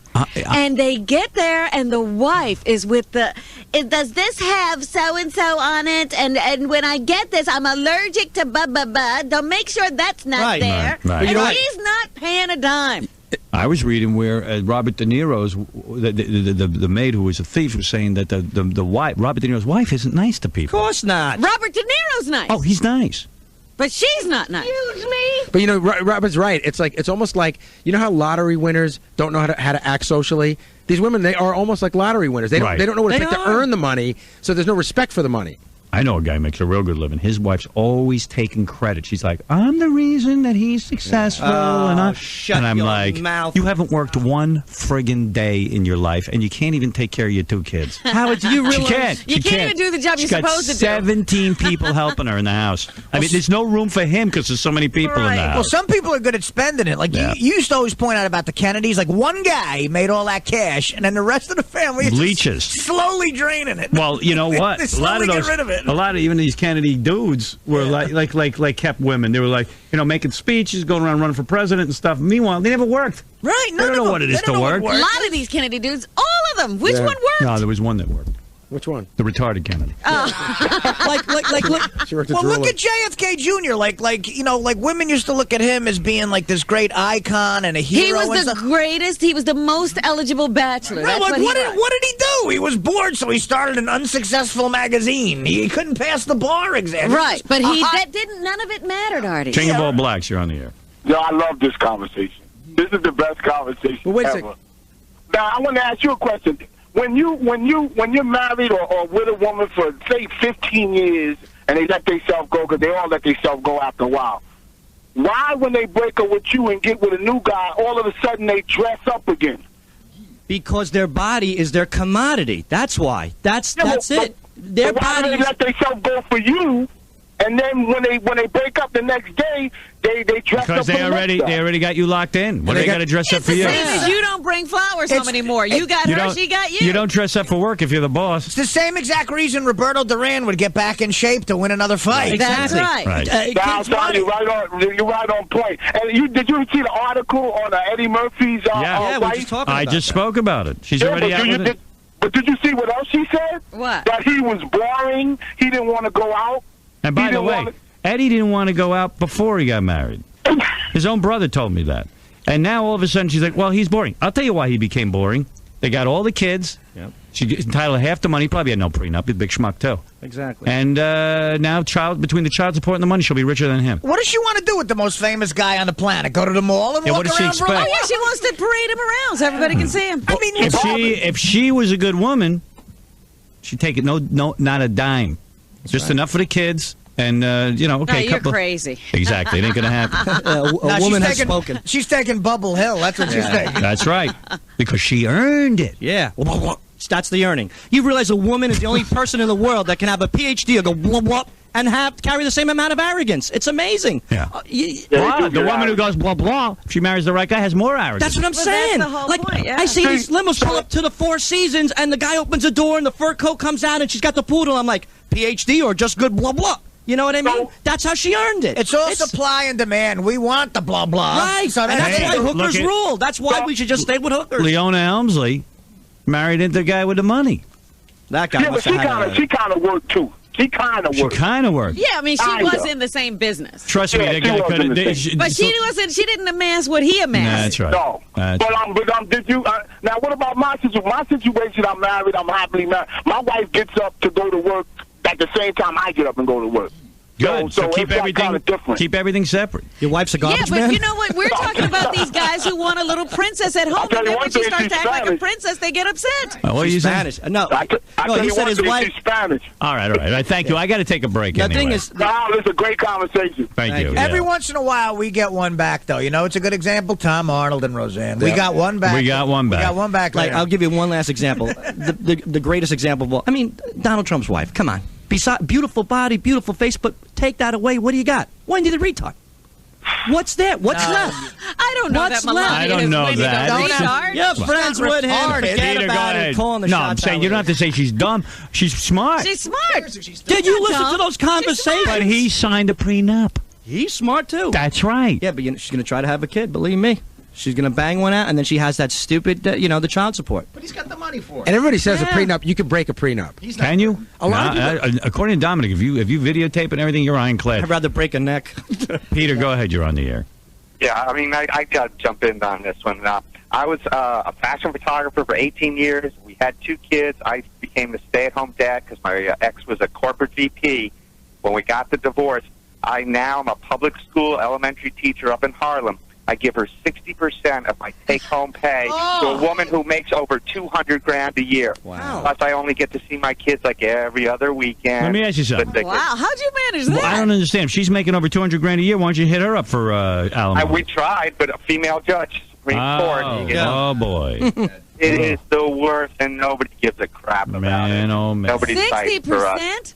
What? 60% of a teacher's salary. What they do Up in Harlem. You know who he's teaching up in Harlem? These kids running around. They're completely wild. No, it's a great job. I love the kids, and they're wonderful kids and stuff like that. Just afraid they'll and I love adore my kids. You're lucky. You're lucky. So I had to move out I of the grew city. up in I a now live up ghetto. in the Bronx in a little place and stuff like that. But I grew up in the ghetto. That's right. Well, every black neighborhood is not the ghetto. Not black neighborhood.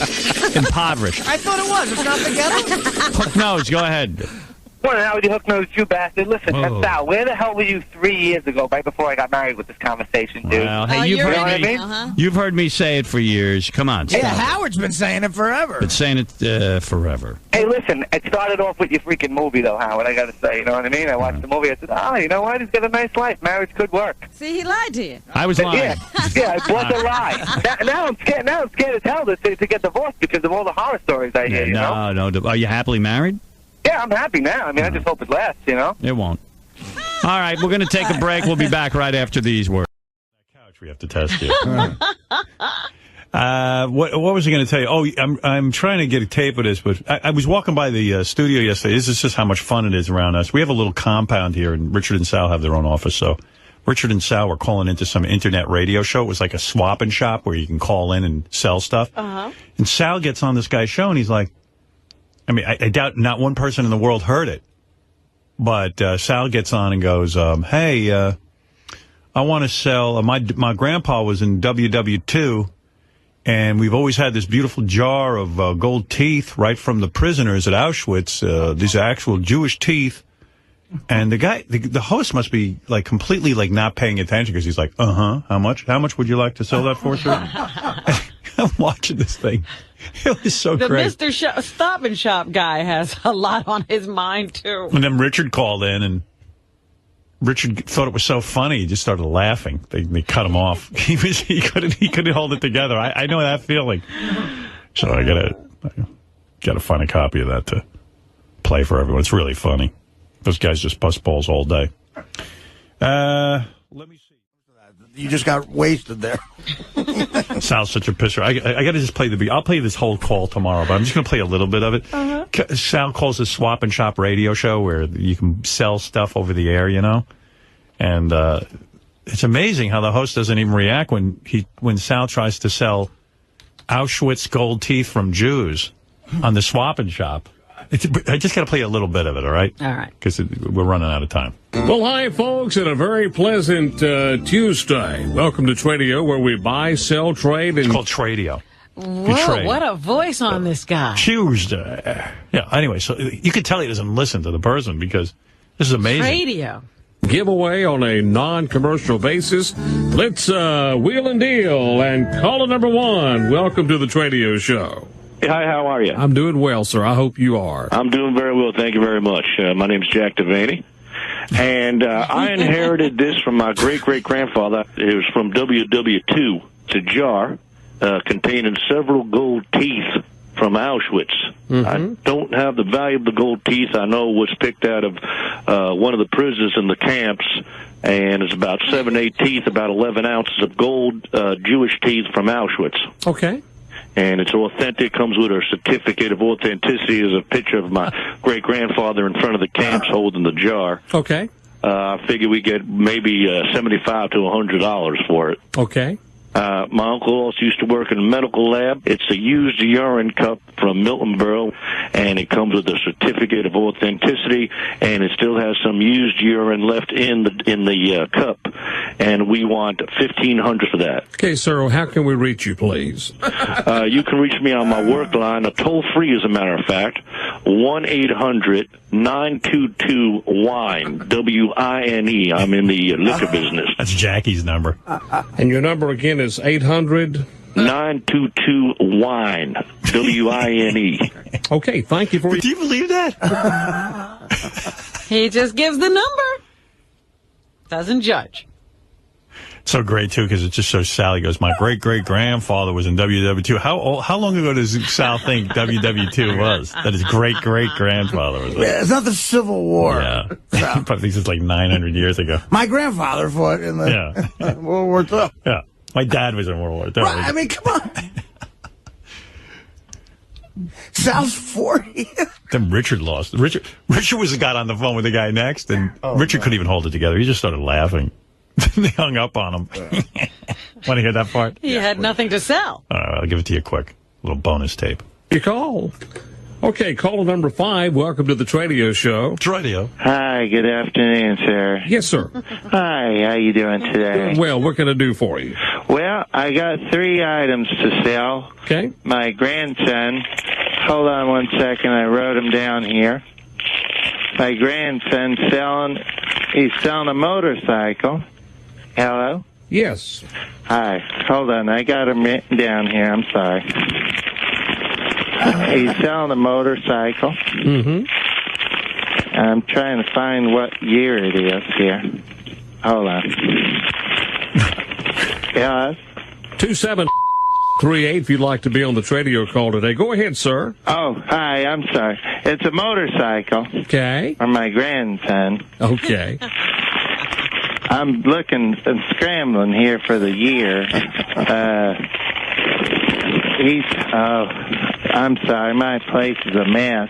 Okay, you want to call us? You want to call us back when you get all your information? Oh, here it is. Okay, 1973. All right, good. Okay. Motorcycle. All right, what else do you have for us? 200, and I got a hair dryer that I want to sell. Okay. And hold on, I got the box over here with all the information. Hold on. Westinghouse. Okay, sir. And hold on. I'm looking for the. All right, 27. Excuse me, sir. 27. If you'd like to be on the Tradio show today, go ahead, sir. And what was your third item, please? The third item? Uh-huh. I got a walker that I used to use. Okay. And I don't need to use it anymore. I got an operation, and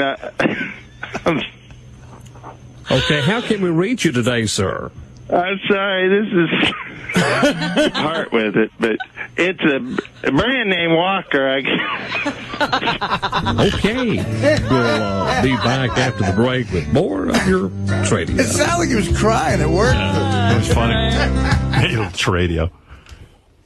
Sounds like a pretty good gig. You just take calls and you don't even have to really listen to what anyone's saying. You know, I got some Auschwitz You don't teeth. want to listen. Are you like me? I get offended when Richard does his female voice. I know, nobody ever buys it. The guy keeps saying, sir, sir. And I'm upset that they think it's a man. That's his female. It's clearly a woman. And I say to myself, no, wait a minute, that's his female voice. Welcome to Tradio. Yes, sir. I'm looking for an easy gig in radio when I get out of radio. Like, I want to keep my hand in it. Maybe you'll take over Tradio. Maybe not have so much responsibility. That seems like a perfect occupation for me. I mean, I'll have to yuck it up, I guess. Tradio? Please, if you could just get out your information, please. Your third item, please. Third item, please. Yeah. I like to do that. Tradio. Welcome to Tradio. That first word he says is pretty awesome. Wait. Well, hi, folks, and a very pleasant Tuesday. Welcome Tuesday. Folks. He even gets the L in folks. Folks. Hello, folks. Tuesday.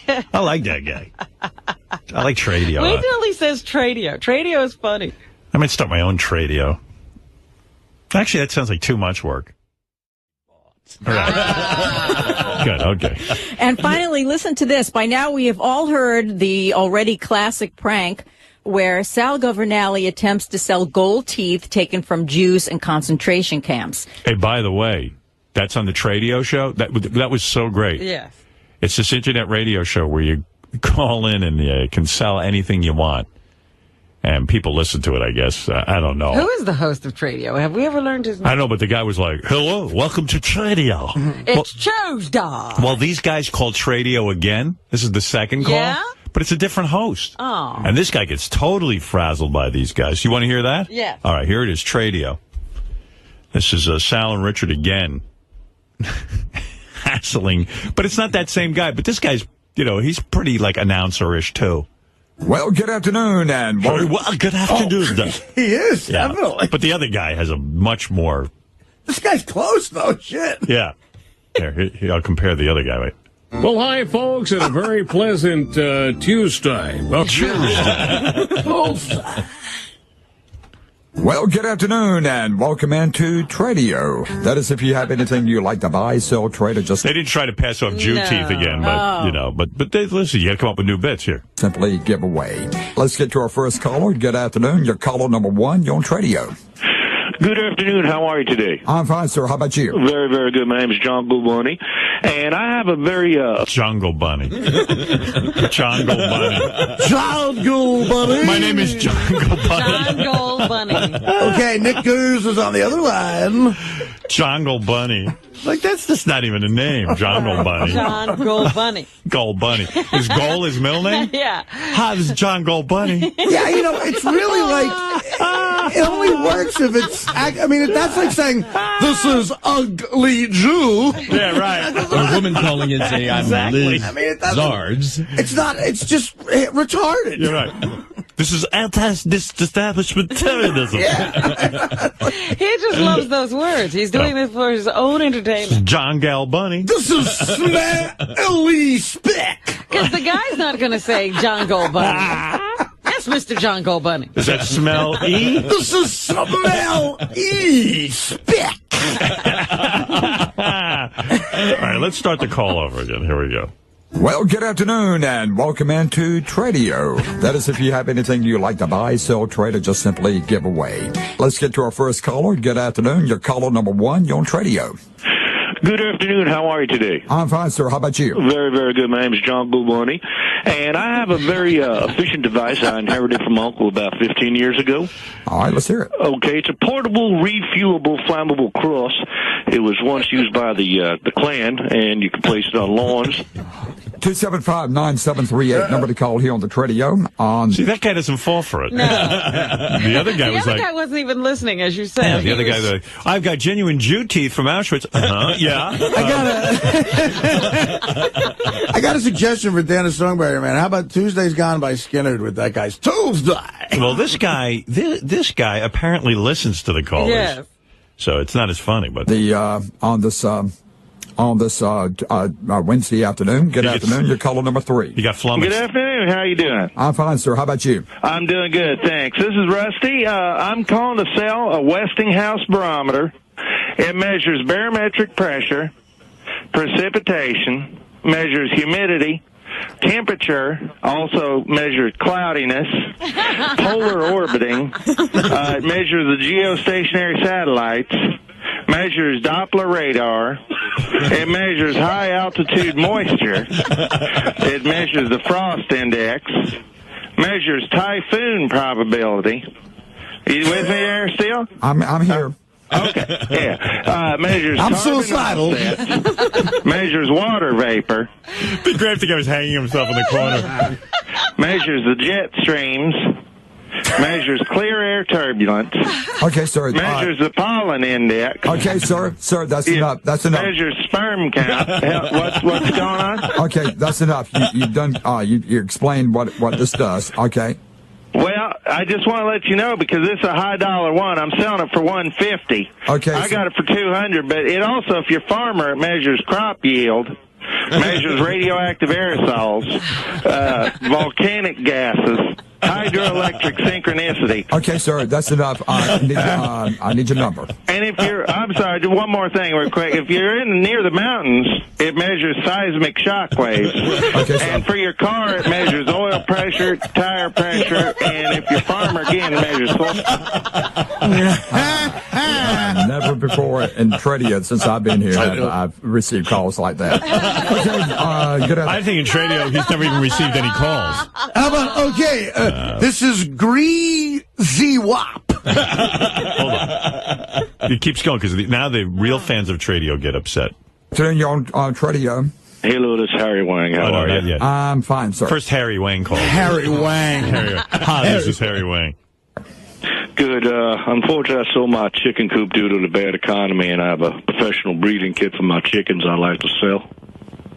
Okay. It's one professional breeding kit. It contains 2 holding devices for the female hens, and it has 1 straddle for the male cock, which includes a cock ring. And the cock ring is made of stainless steel. It's placed around the cock to hold the cock in place while the female is placed in position for breeding. And the cock's performance has been proven effective about 90% of the time with the cock ring, and we've been pleased with the cock ring and the way it straddles the female, and we're pleased with the performance of that. And I want $45 for the cock ring. Okay. We also have a pussycat that just passed away. We're selling her favorite. And looks like there's weird calls today. That's when he cuts it off. Number, Pussycat. All right. I don't want to sell anything. I just want to tell you that my wife and I are standing in agreement with you against these crank calls, and what we bind on earth is bound in heaven. We bind any forces that's trying to come against you and against this radio station today in Jesus' name. Well, I'll tell you, it's getting like it's turning into a whole thing. A war. How about that? That's not a prank call. Yeah, right. appreciate that because they're out today, I tell you. Yeah, they are. Come on. And how much for that clan cross? Exactly. Hold up. I appreciate your call, sir. You have a blessed day. Same to you. Bye-bye.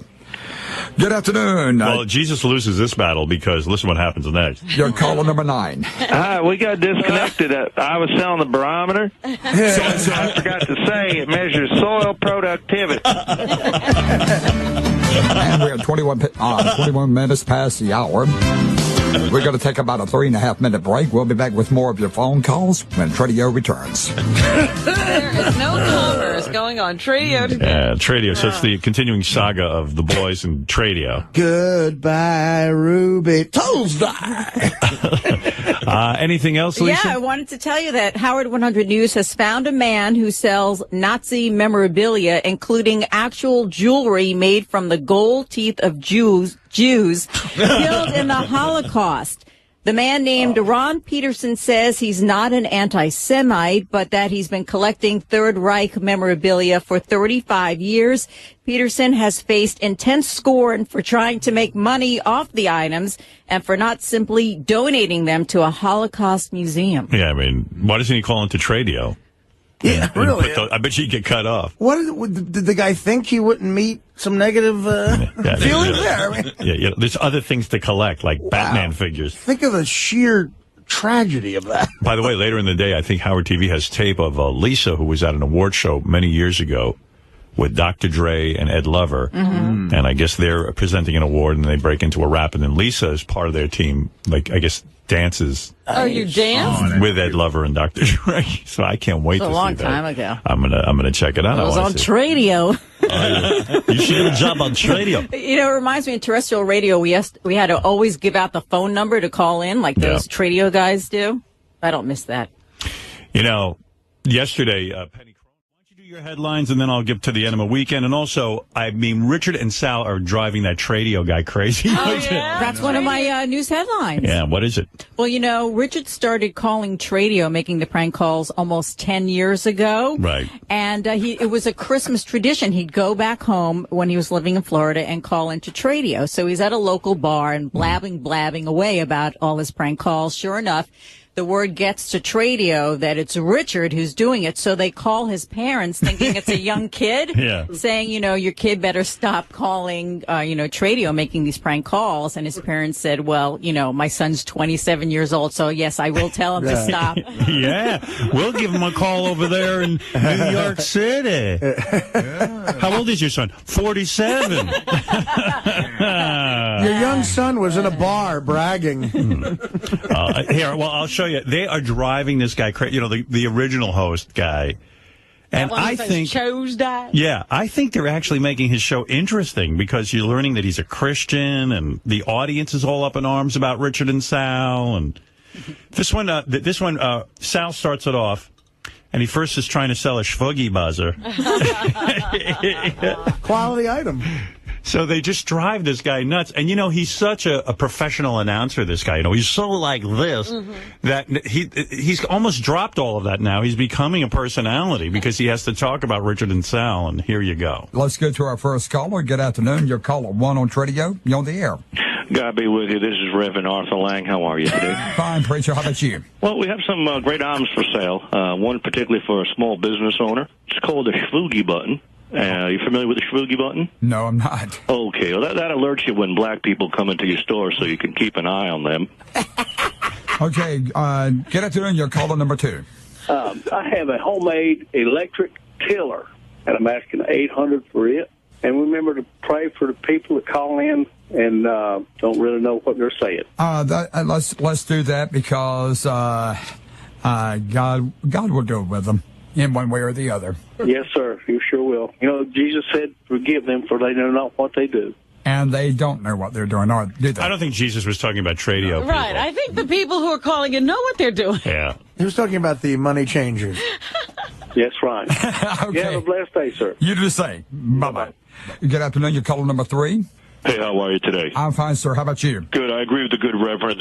Hopefully the prank calls will cease eventually. Anyway, I have a signature series Robin Quivers High Colonics kit, which includes 2 gallons of anal cleansing coffee, a sphincter tube, an enema bag, and a used zucchini with 2 sausages that were used in her vagina.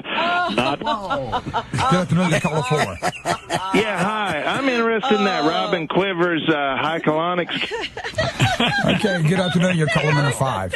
Hello, God bless you, Andy. How are you? I'm fine, sir. How about you? Very good. I have a special edition Aryan Nation starter kit. It comes with shackles, chains, a used noose from Lakewood, Georgia, a Grand Dragon robe. Okay, I tell you what, seems like we're getting kind of all the calls today, aren't we? Good afternoon, you're caller number 6. Good afternoon, Andy. Hey, how you doing? Good, good, thank you. So I got a used Lexington steel penis pump. Okay. Good afternoon, you're caller number 7. Andy. Yeah. How you doing, bud? I'm doing okay, I guess. How about you? Oh, I'm doing all right. Boy, the imps of Satan are out today, aren't they? I tell you what, there's got to be a full moon somewhere. That's right. You have a good day, okay? You too, bud. Bye-bye. Bye-bye. Good afternoon, you're caller number 8. Good afternoon, sir. First of all, I rebuke those 2 pranksters in the name of Jesus Christ. You're a good man, Andy, and you don't need to put up with this nonsense. I appreciate that, sir. All right. Secondly, I do have a 12-gauge shotgun that I think I was going to put up for sale, but I might use it for those 2 fellas if they keep doing this to us. It's not fair. I'm tempted to say, let me rent it from you. I hope that... He's getting a whole personality. Really? Andy. He's shooting the call. Yeah. I'm tempted to sell it right up. I think this is giving Andy purpose more than just taking Tradio calls. Goodness. And we're learning about Christianity and... Yeah, but that's not a very Christian sentiment, shooting them. No, that's very Christian. It is, yeah. Infidels. Good Lord is looking out for them. Okay, now let's get down to business. How much did that fella before want for that penis pump? Sir. Because my pecker is quite small. I can use a good stretching on it. No. Okay. Sucked him right in. Okay, good afternoon. You're caller number 9. Boy, you sure are hard to get a hold of. How you doing? I'm doing good. How about you? All right, buddy. Look, I'm looking for anybody out there who went to Western High School. If he had any annuals from, say, 71 to 73, if he'd be interested in selling. Okay, He's looking for his yearbook. Oh, my. Annuals, they call them. Oh. He's looking for I'm glad you know what he's talking about. Yeah, I've listened to this a few times. I'm way ahead of you on it. I appreciate your call. Okay, I appreciate it a lot, buddy. Have a good day. Same to you. Bye-bye. Good afternoon. You're caller number 10. Hi, Andy. It's Ethel. How you doing? I'm doing great. How about you? Good, good. I'm calling about that feller a while ago that said he went to Western High Schools looking for the yearbooks. All right. Yeah, I recognize that feller's voice. That was Steve Brandano. I remember sucking his pecker at a sock hop in 1930.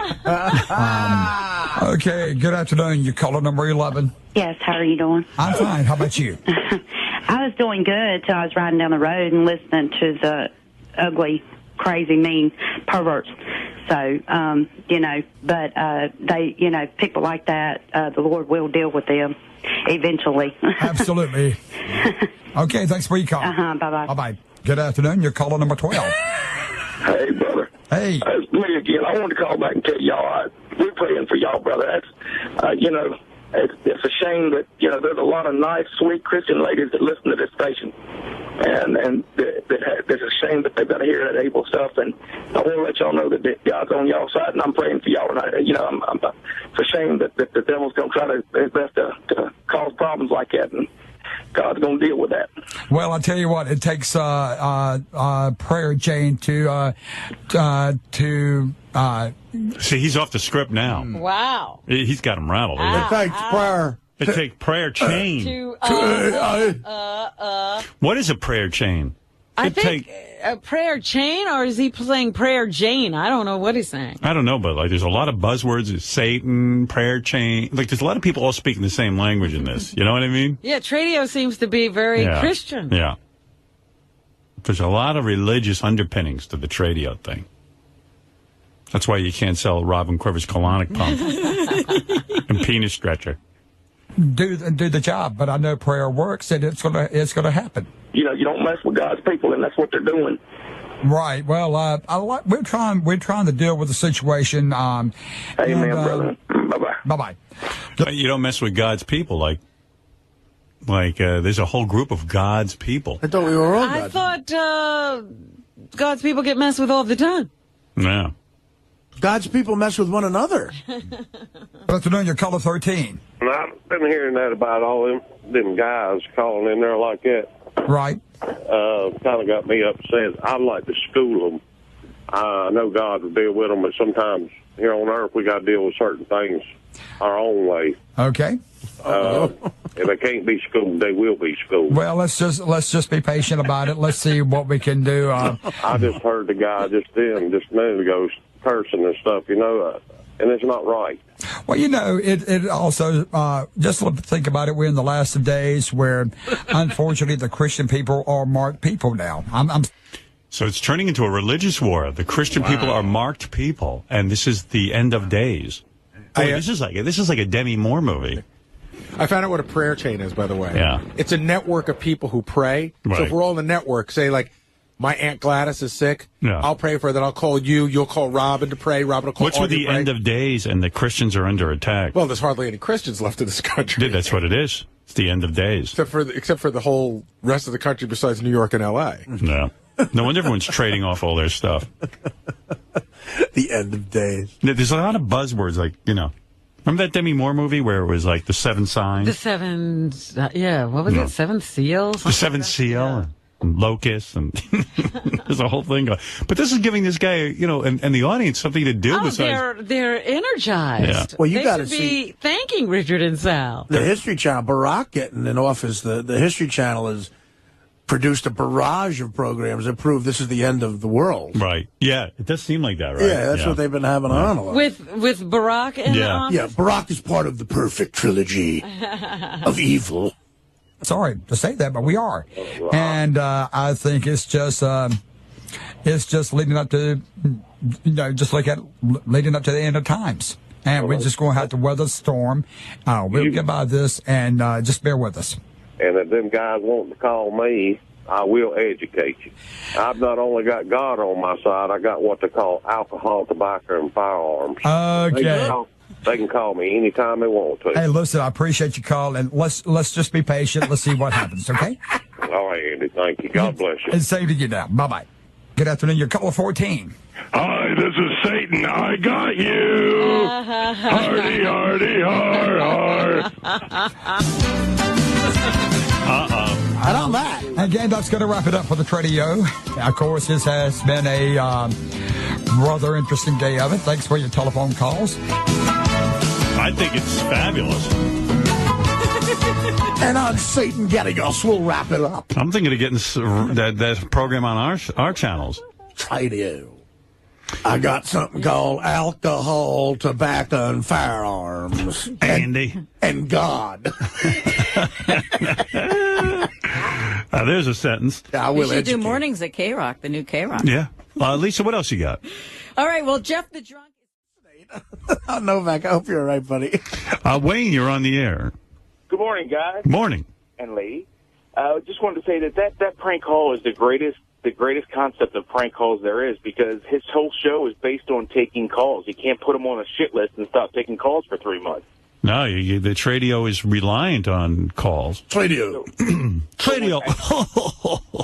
And I'm really interested in the high colonics and the sausages and the cucumbers myself, Richard. If you could patch me through to that number, I would very much be interested in purchasing that from you. We'll sell it to you directly. Yeah, Richard and Sal have everything for sale. Thank you. Thank you. Yeah, so what was up with that?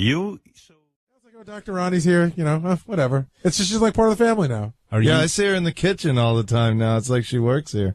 Are you going to continue with your Tradio calls, or was this the end? Was this the penultimate call? Oh, there's, Tradio. A lot of people think Tradio is one show, that it's this one station that does it.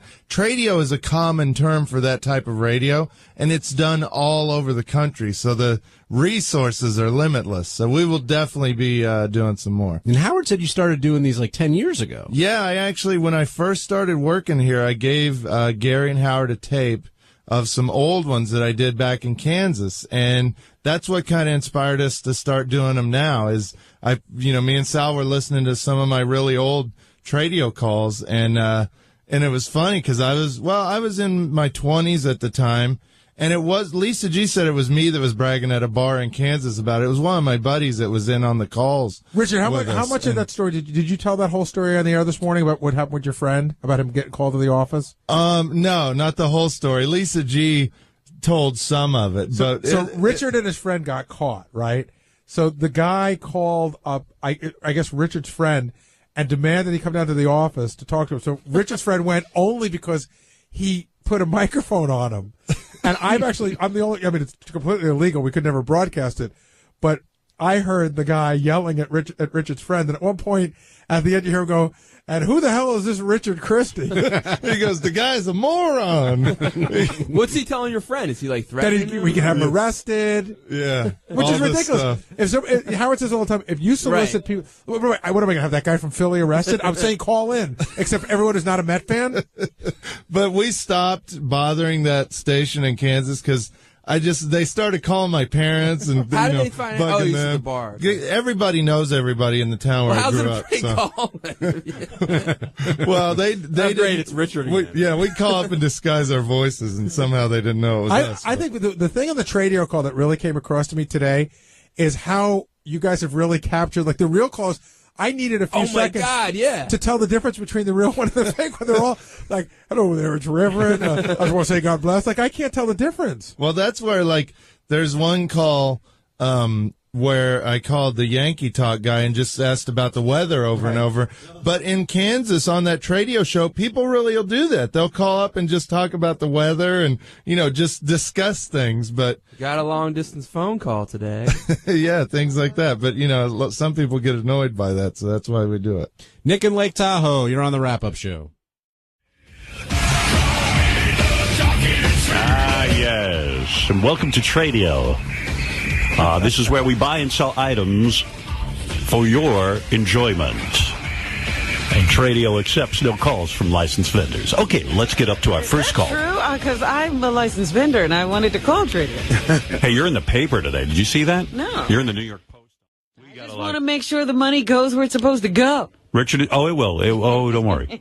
Richard and Sal been busy with the Tradio again. Oh, I love Tradio. Oh, my God. They love it, too. I'm going to play you that.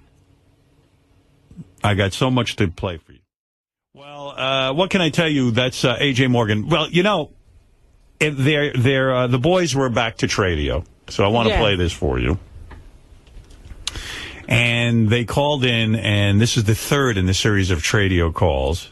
And it's getting progressively worse and worse. I mean, they're disrupting the entire show. So let me get right to that. That is a war that is now going on. The Tradio war. Yeah, let's see if I can find. I think this is the new one. Is it in green, guys? It says prank call Tradio. Yeah, this is it. I got it. Okay. Here's the third in the series of Tradio calls. And good morning, everybody. Welcome to Tradio. So let's get down to the Tradio nitty-gritty. And good morning, you're on Tradio. Good morning, you're on Tradio.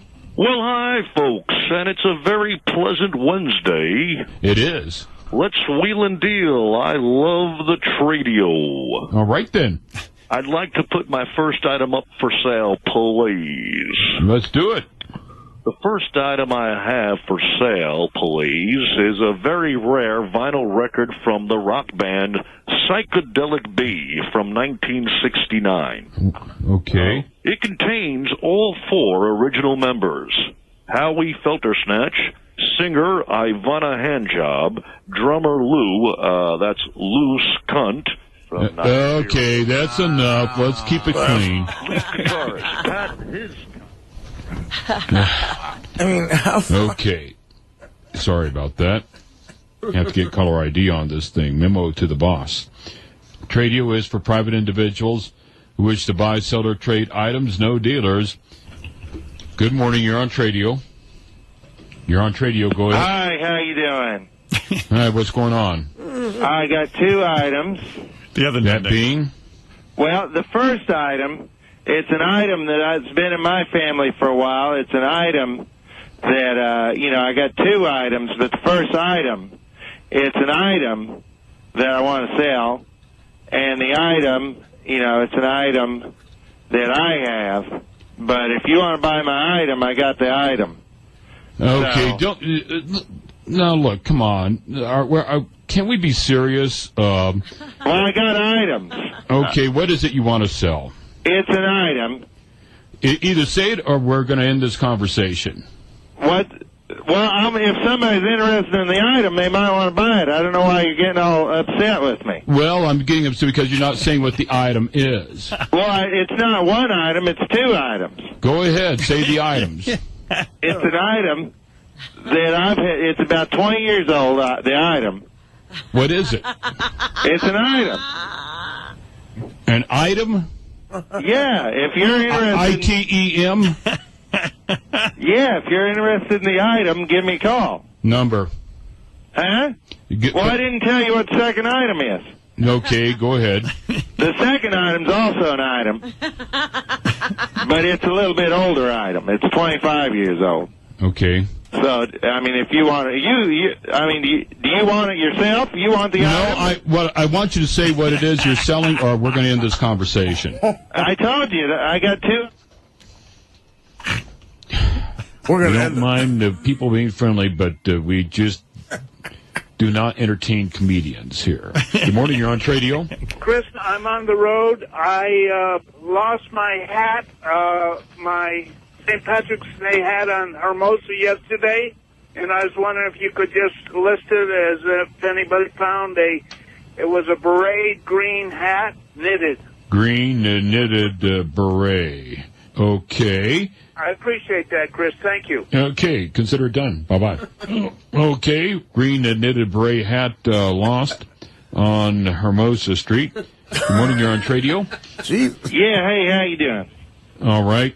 Yeah, hey, I was going to tell you, I was just on Smith Road, and I lost a box of fuck books, fell out of the back of my... Okay, looks like we're going to have to not open the phone line because we've got some clowns out there. All right. Sorry about that. Fuck books. Now would be a good time for my song. Oh, yeah. What's he going to do if he can't take calls? I said to Richard and Sal, it'd be really cool if you could take the announcer's voice and have the announcer call into the announcer. You know, just go, hello, it's Tradio. Yeah, let him annoy himself. Yeah. Meanwhile, when the real show is happening and a guy goes, I lost a hat, it's so boring. When those guys call in, it's fun. They should pay Richard and Sal to call in. Then they wouldn't have to sell T-shirts, Jack Me Hoffer T-shirts on their website. I don't know. All right, we got to take a break. We'll be back right after these words. Every once in a while, you smiled on the Ricky Lake show. No, I know exactly what you're talking about. I'm not happy with the way that looks. I guess I would have to work if I did television regularly. I would have to work on fixing that. And did you notice you wet your choppers down? I did notice that a couple of times. I was hoping no one else did. Only 8. It wasn't that bad, Rob. And I know what you're saying. That sometimes you've seen as much as 24 in 6 minutes. Yeah, because sometimes he gets real dry. And I figured on television he'd be particularly anxious. Right. Maybe it was once every 50 seconds. That's not bad. No, that's not bad at all, Rob. And based on your theory, it really should have been a lot worse. Were your teeth dry, particularly dry because you were on TV? Well, you'd always get a little nervous. What happens? Your teeth get very dry because they stick outside of your mouth? No, it's not the teeth. It's the whole package gets dry. Oh, everything. Everything Yeah. dries. So what are you doing? You're wetting down your teeth and your gums? I guess so. I don't know what the move is. I see it's like you were just doing it now. You're just about to go into it. Yeah, I know. Well, now I'm thinking about it. Yeah, I know. Like a horse wags his tail. Why don't you wear that spray machine we got you? The one that shoots water into your mouth as you talk. Because it covers up my hairdo. One of the best things we ever did on our old TV show was this guy sent in a spray machine that it was like a football helmet that had a big sprayer attached to it so that I had a button. And every time I saw Gary's mouth getting dry, I could wet down his teeth and gums. Yeah, and it had it had a drip tray. Yeah. So that you could catch the water. The drip tray was drip tray. Was me holding a coffee cup, remember? Yeah. No. He attached a sack almost that caught some of the spittle. He invented a new machine for New Year's Eve, too, but we didn't have an opportunity to use it. Oh, you're kidding. Remember I showed you the videotape? No. Yeah, I did. Yeah, you do. Oh, yeah. What we was all that? watched it. I think it was a teeth cleaner. Yeah. Oh, that was great. Well, we'll use that the next time. It had a lot of toothbrushes and baking soda and peroxide and a funnel to spit in. So Gary wouldn't have to, when he did his tooth routine at night, Yes. it would all be under one helmet. Gary's lab. Gary, you want a sugar cube or a carrot or some oats? Thanks. No. You didn't bring an apple today? It was funny, though, watching you wet down your teeth. I got to go back and watch it again. Well, I have the tape with me. Oh, today. do you? I Good. brought it in for Robin. Oh, good. Oh, Maybe please we- want to see let's- that. Maybe we let's can all watch watch it it together. together. And maybe you ought to. Too bad you can't bring it. Too bad we don't have a TV in here. We could watch it together and wait, and count how many times to make sure that we counted the right amount of times. What's the point? right. It's so visual. It doesn't really work on radio. I guess. Oh, sure it does. All right. Nice What try. picture do you want to show me in the Inquirer? The world's smallest cheerleader. Let's see.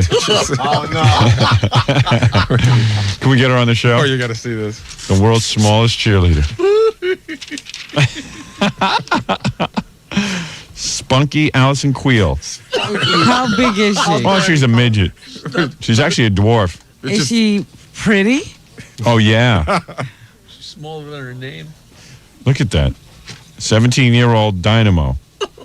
Also the editor of a high school yearbook. And here she is. She's in her cheerleading outfit. Here she is, Jackie. Here, I always like to watch Jackie. No. Here, go ahead. Show it to him. It'll flip. What's weird?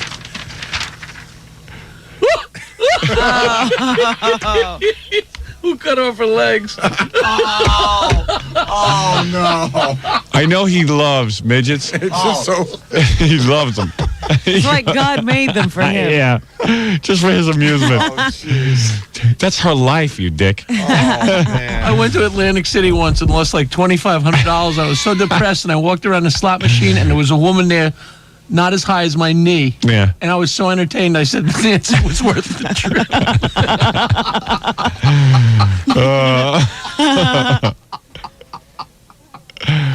All right, I got to take a break. Let me. Rob. Let's see. No, Robin won't laugh. Robin's very sympathetic. That's I'm not so right. sure about that. Oh, dear. Phony. Oh, you phony. Oh, that's terrible. It is. It's nothing funny. She'll be ripping her apart during the commercials. All right, very good. Let me take a break. All right, joke man, out of way. Thank you. Give me a headache. I was reading about the joke man. Some article, Jackie always gets interviewed by these wacky newspapers. What's he been interviewed by now? This is called The Island Voice. Something I live on Long Island a long time. I've never heard of The Island Voice. I hadn't either. You hadn't either, right? But he'll interview do with the it. interview anyway. It's new. And he evidently brought the reporter to his house. It's new. Did you read this, Jackie? No. I haven't Jackie seen it. the Joke Man Martling sits at a round wooden kitchen table. I've sat at that table. No, you haven't. Oh, yes, I have. Oh, this is a different house? All right. Oh, one of the other mansions. Yeah, but you got to hear this guy. You got to hear this guy writing about Jackie. You would think Jackie was like Donald Trump. Oh, let's hear. Jackie the Joke Man Martling sits at a round wooden kitchen table in a small house that's used exclusively as an office. Power table, right. Shut up.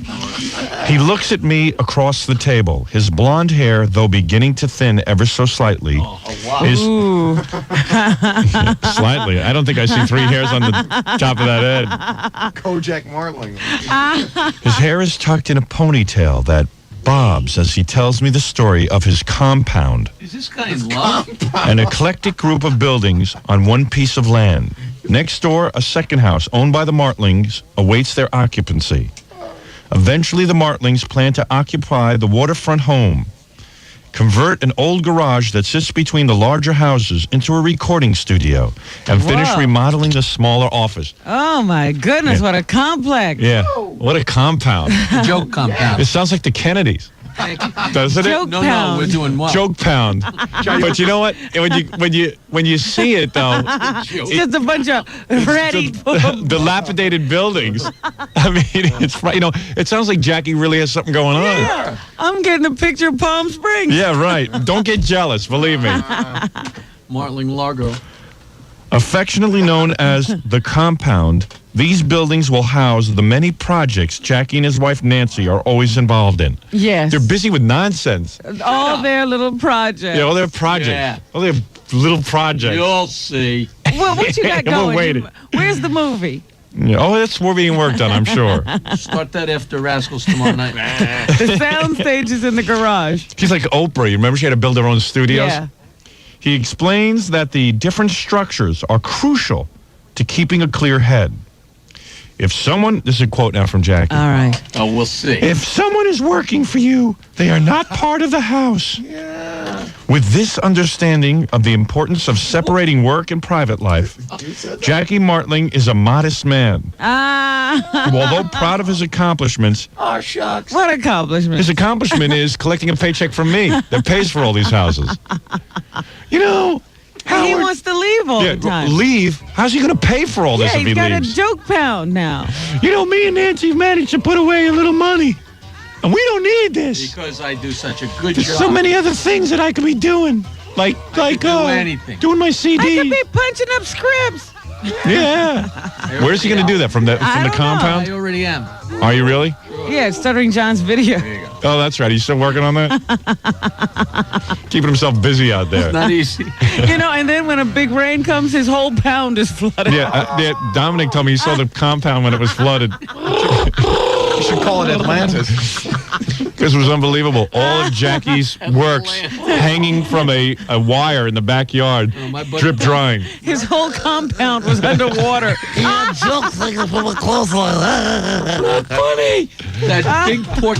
And he's standing there going, this isn't funny. Yeah, oh, you should have heard him in the car that night on the way to the strip club. You gotta see. Have some more bacon, Dominic.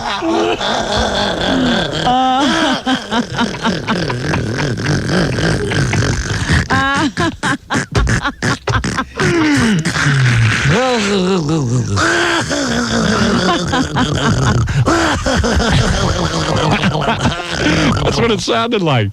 Dominic was talking about Jackie's compound. He goes, Jackie called me up. He wanted me to help him with his insurance. And I walk in the back, and you know all those pictures that Jackie has hanging up of himself? They're hanging up in the backyard on a clothesline drying.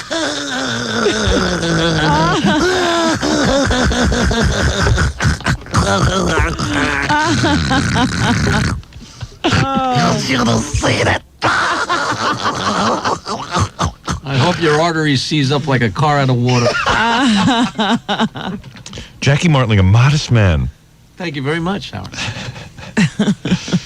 And then it goes into Jackie's whole history. What is his history? About his engineering and background, and then he was a musician. Among Jackie's many projects, he is also planning an interactive CD-ROM game. Oh, no. That is certain to canonize him as the world's premier joke teller. CD-ROM game. I am, and I am. Interactive stuff, joke man.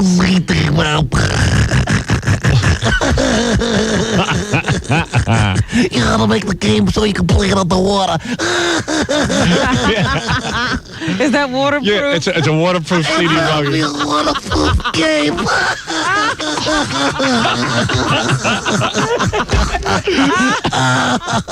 Give me another feel. Dominic, are you going to buy that CD-ROM game? Oh, yeah, with flippers and a little mask. Where's my snorkel?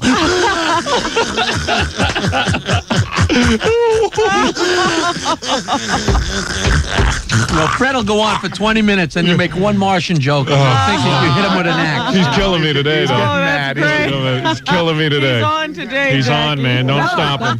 He's getting mad. You're not getting to me today. So what's the CD-ROM game you're developing, It's not a Jackie? game. I'm just putting jokes and videos and, written jokes and Everything talking jokes. in CD-ROM? The whole 9 yards on a Right. CD-ROM. Fantastic. Sounds great. Stop the joke man. There's no backstage video, but it'll be good. Yeah, I know, but so in other words, what you're going to have is you'll tell a joke. Multimedia. And in other words, you'll You can have see me telling it, you can read about it, or you can hear it. Wow.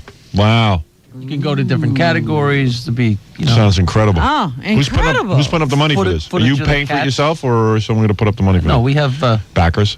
Yes. I see. All right, very good. Well, there's still room for investors if the people want to. Because Robin said she might want to put a few dollars Yeah, you behind didn't it. ask me. No, I have no interest in Dominic, you going to invest? Matter of fact, I think I know his first customer, Jacques Cousteau. He'll be playing on the Calypso. So sensitive, that big fat. All right, anyway, enough of Jackie. We'll get off him. pretty Go see him at funny. Rascals. Interactive Jackie. Tomorrow night, interactive Jackie CD-ROM game. Jackie Interactive Joke Man Martling. 30 people have already come up and shown me Jackie's, underlined that for me. So Jackie's developing a CD-ROM game. Oh, no. Jackie, do you reject any project?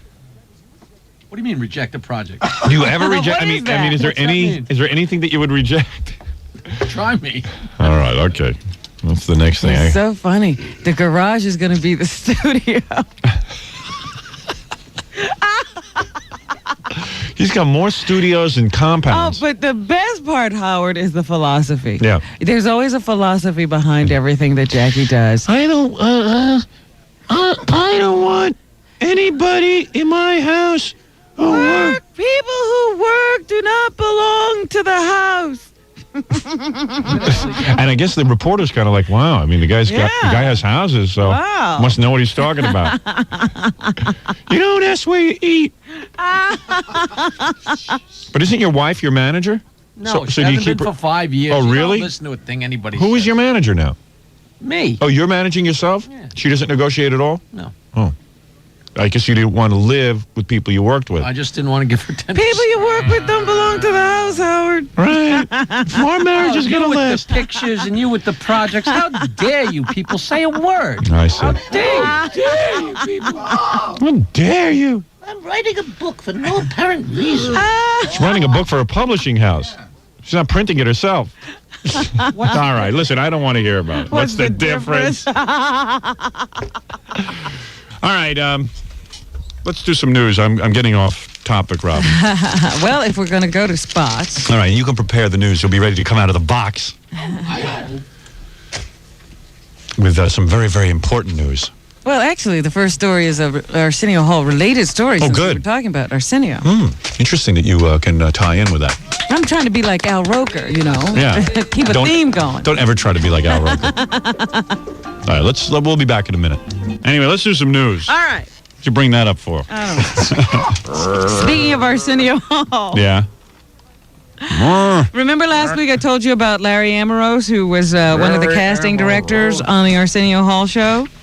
Yeah, this is a great story. We have some guy. Well, you go ahead. I'll tell you afterwards. Because Larry Amorose, according to Paramount, has been fired. Oh, come on. They didn't. There was a writer who held little auditions for guys with nice well. Allegedly.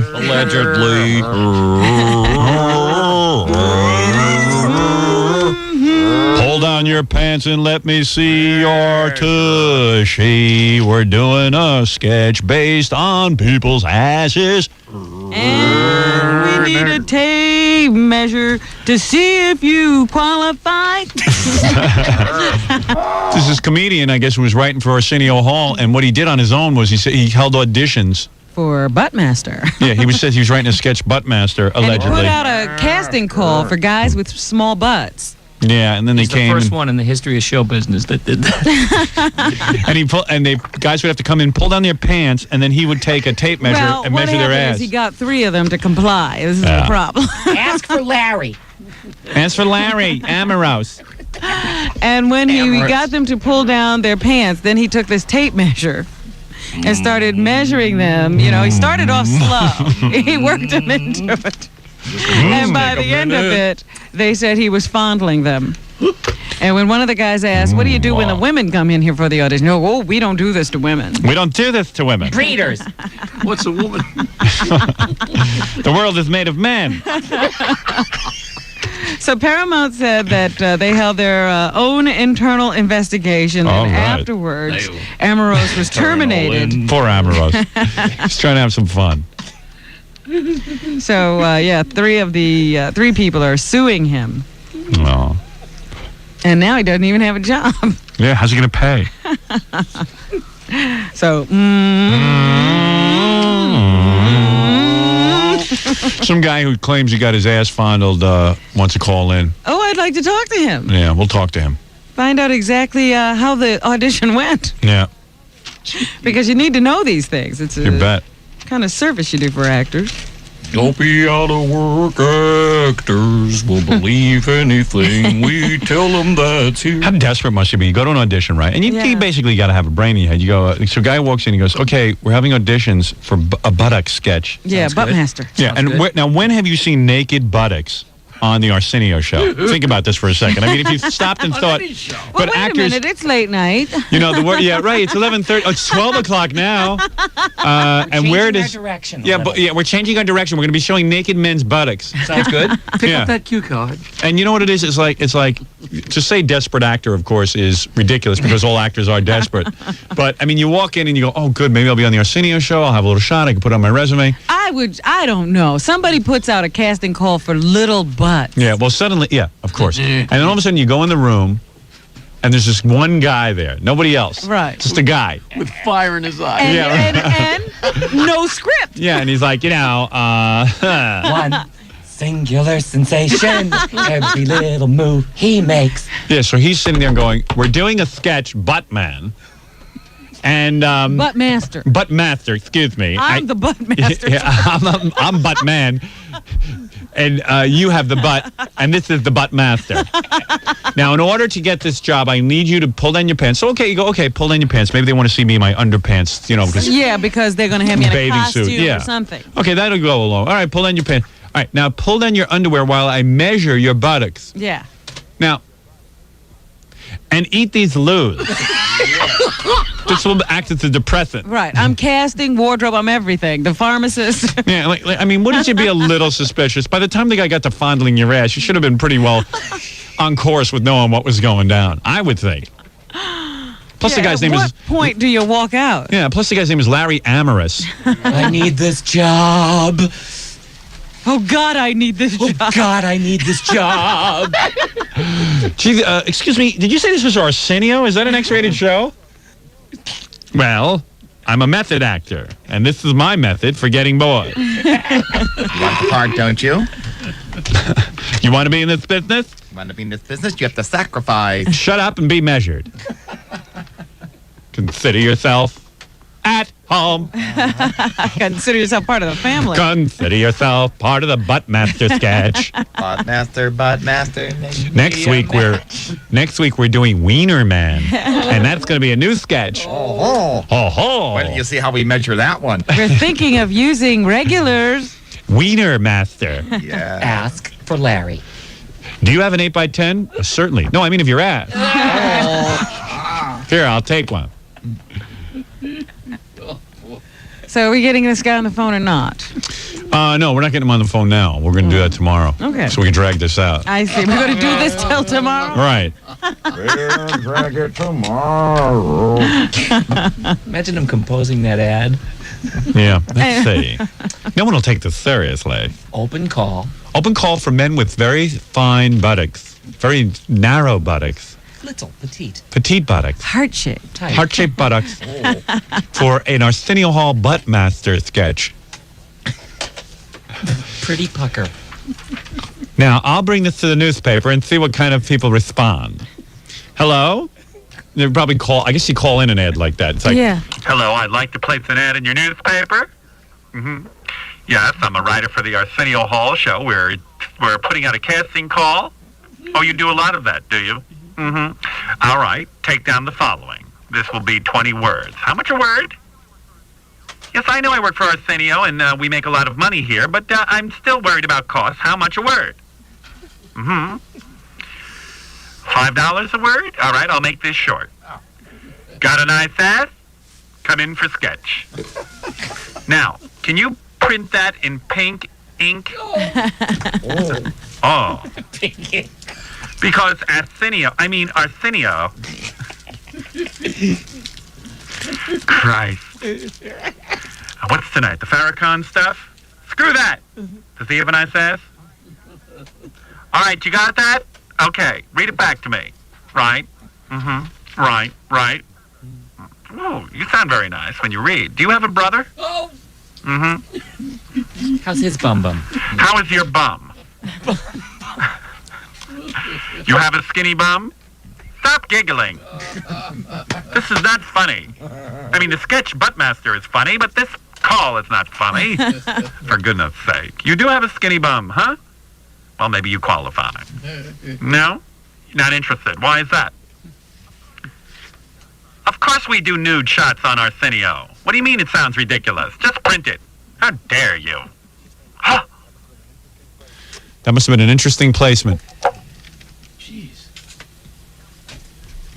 Tell me, do you distribute your paper on playgrounds?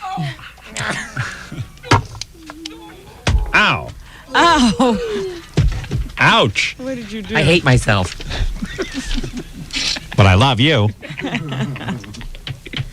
Now, quickly, put this in.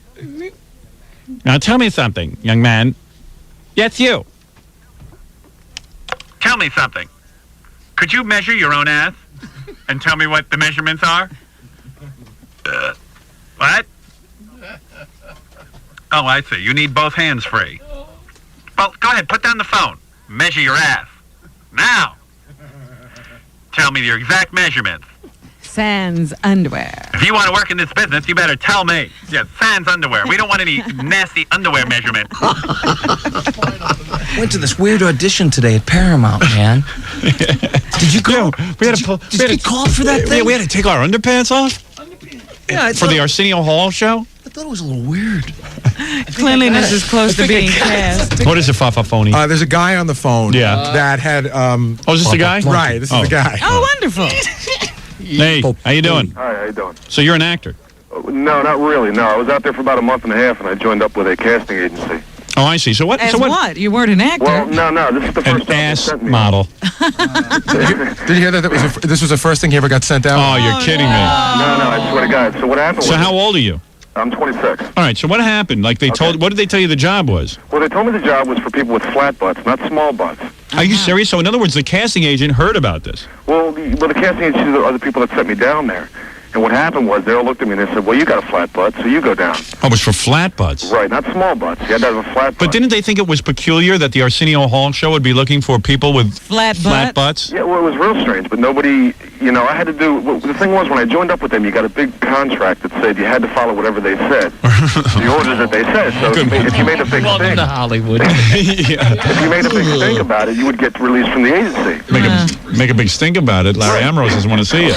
Exactly. So when I got down there and I first saw the guy, I knew, I'm not gay myself. I swear I'm not. But I looked at the guy and I thought, making too big a deal out of it. What's the big deal then? The guy looked as queer as could be. I'm sorry. Really? Yeah, he did. Looking at him, he did. So I figured. So when you go in for the audition, is he like in the room alone? Yes, he was all by himself. What happened was when we first got there was about 15 of us. Right. And he sat us around at a big round table. Yeah, what does he say to you? What's this? Well, he said that this was a skit. It was for a thing called Buttmaster. Now, does this take place on the Paramount lot? Yes, right on the lot. I had to go right into the studio. All right, so you went in the studio. So he had his own private room set up. That's right. I can't so imagine. that's pretty legitimate. You're on the lot. Yeah, but don't you think you would like? Didn't anyone on the Arsenio show know what he was up to? Well, no, because he would close the room and there were secretaries walking all over the place. There was people, there was writers, I guess, and secretaries walking all around. But not in the room. No, not in the room. And now when he first put us all in there, he told us what the skit was going to be about. They said they shot one earlier. Yeah, we're having a snuff film audition at 2 p.m. You might want to show up for that. Exactly. So they said they shot one earlier in the day. Yeah. And they said that, not earlier in the day, I'm sorry. Hello? Hello? Well, you still there? What, do you got a payphone? Yeah, you might have to call me back. All right, hold on. Let Gary call you back. Hold on. Oh, they talk about actors. Yeah, and he said the a struggle. payphone. Never mind, he said a payphone. Obviously needed the work. Yeah. Oh, poor baby. If I was him, I would have done it. First thing they sent him out on. Hold on, we'll get him right back, because this is too good. We have to do whatever they tell us. Yeah, we have to sign and do whatever they say. Yeah, just give up your dignity. Yeah. Sign right here. Isn't this a great business? My first day on the job, and already I'm at a Paramount interview. Wow. Great. Things are going really well. That's some agency I'm working with. Boy, they're power brokers. I'm on the Buttmaster sketch interview. Arsenio Hall already. What's next? I'm in good hands. Yesterday I auditioned for a gang rape. Wonderful.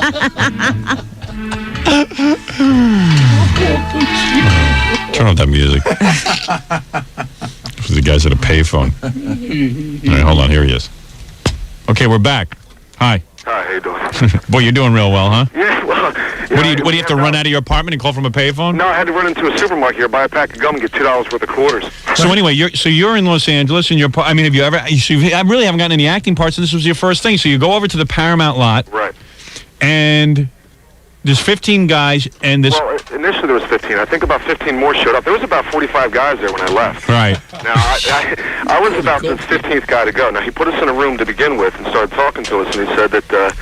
He was going to. They had shot the skit a couple weeks ago, and it didn't go right. Arsenio he said his exact words were, "Arsenio hated it, and he wanted to do it again." He's a perfectionist. Right. So. Ooh, this butt master. The sketch is just and wrong. And the problem, I guess, was the butts were wrong. Yeah. The ass was not flat enough. Did anyone measure these asses? Now, didn't you get suspicious because, like, you've never seen on Arsenio. No. Naked ass. Well, no, he didn't. But he didn't even say that at the first part. When the first 15 guys were in there, he didn't say anything like that. He just said that he would look you over.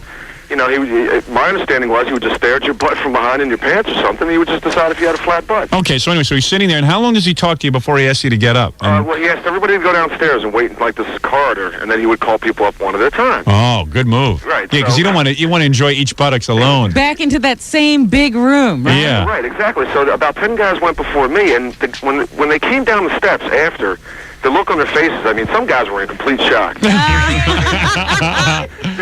have been the same look that when Jackie sampled at the Super Bowl party with the ribs. They had the most dumbfounded look on their faces, and everybody started joking when they came down. I go, "Hey, how was it?" You know, and everybody was laughing and making a big joke out of it. Yeah, no big deal. Right. So I got up there, okay, and he starts going into what it's all about, what the skit's about. And I'm listening to him. And what does he say the skit's about? What is the skit? Well, the skit was about... Too bad we don't have a TV show because we could do the skit. Yeah. Yeah, it was a thing for... what he said was Buttmaster, and they would have, like, progression of people's butts or something. Like, I would be the flattest one, and then he would have guys that were in the middle, and then he said we're going to have gladiators on there that had the perfect butt. Gladiators. So this is what he said, so... That word, I'm out of here. I knew something was really wrong when he said, well, the guy who was supposed to do this isn't here today, so now I have to look at naked asses. Yeah, Oh, yeah, I don't want to do that. Yeah. He said it real quick. He said the naked asses part real fast. And right. I said, what's he talking about? Naked ass. You know?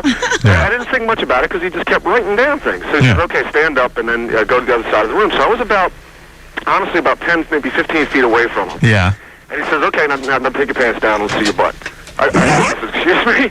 He goes, take your pants down. It's no big deal. Just take them down. I said, baby. Yeah, don't be a baby. Right. So you're in your underwear now. Yeah. Well, yeah. I turned around and I go, okay. Well, he's 15 feet away from me. It's no big deal. I don't know what the hell. I'll take my pants down.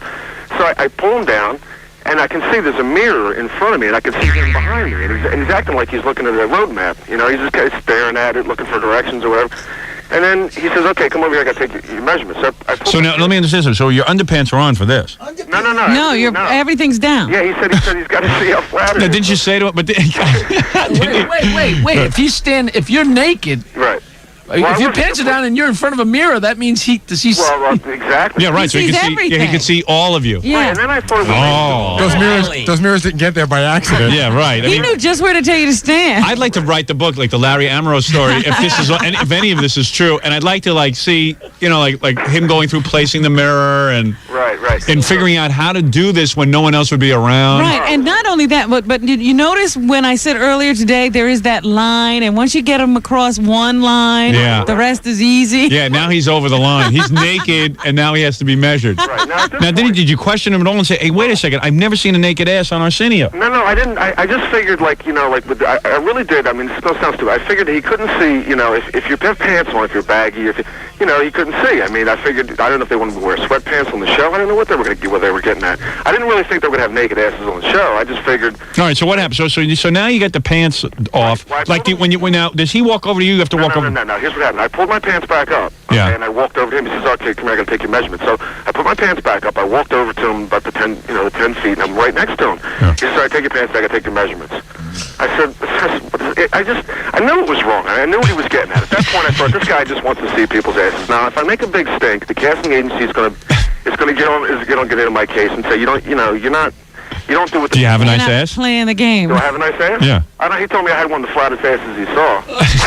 Oh, gee. So that was quite a compliment. Yeah, it was a compliment. And meanwhile, the guy didn't really have work for you. No. What a drag. Right, exactly. You finally did good. Yeah, I mean, you go through all this and you get nothing. Well, I don't know about that now. This guy's facing a lot of problems here. Did he videotape?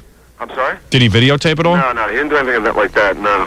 But, it really seemed legitimate because they had another segment producer that had called me up originally. So he didn't do the initial contact. Sure, he just used a different name, maybe. Right. Well, the other guy, I can't say his name, I guess. Hello, this is Bob Smith. Yeah, right. You know. So he called, and this guy was questioning me on the phone. He says, do you really have a flat butt? Because if you don't even bother coming down here. And I said, right. Yeah, I mean, the guy could have made a call for, nicer butts. I mean, people, that were going down. One guy drove an hour and a half from Santa Barbara. I felt bad for that guy. So all right, so now he's got your pants down. Well, and he no. At this point, I had put him back up. Right, and he says, I okay. walked over to him. Yeah, so what happened? Did you pull your pants back down? Yeah, he's pulling back down, so I pulled him back down. Yeah. And he takes this cloth tape measure and goes around the front. And then he goes around. And well, what is it? He goes around. He takes the tape measure and puts it around the front? Right, he reached around my back, and the way his head was down, there was no way he could have been looking. He would have been looking at the floor. And obviously he was looking. Right. And I thought, this is really... was he sweating and stuff? No, but he was starting to get really red, and his face was getting real red, and he was getting nervous. And he was starting to shake, and he did it twice. He took the measurement once, wrote something down, came back and took it again. Right. But did he squeeze the tape measure real tight? Trust me, he didn't do that to me. He did not do that. Yeah, you're too smart for that. No, but I hear other people and I doubt that happened. I really do. I think they're just trying to build some kind of bigger case against them. Yeah, it's no big deal if a guy just measures you. Well, the whole thing is that it was under false pretense. I guess. Well, hey, congratulations. You're in show business. Welcome to Hollywood. Yeah, well, here's the funny part. He started talking, I'm from Philadelphia. You figure if you're a guy, you're safe from sexual harassment. Mostly women have to go through that crap. Yeah. Now you're a guy and they're getting measured. Well, here's the funny part. This is what I guess looks bad on my part, was that he said he's from the Philadelphia area, and I live and work around Philly. So he says to me, I told him where I was from. And he says, "Oh, I'm from Bucks County." I go, "Oh, isn't that nice?" I had my pants up at this point, and I asked him. I said, as embarrassing as this is, I was a communications major, so I said, "Hey, you guys hiring at all for any jobs here?" He goes, "Oh yeah, I can do that for you, but I can't talk about it here. I'll give you my home phone number." He's So wily. he gave me his home phone number, but I never called him. So wily. Hey, give it us, we'll call him. Yeah, well, I have it if you want it.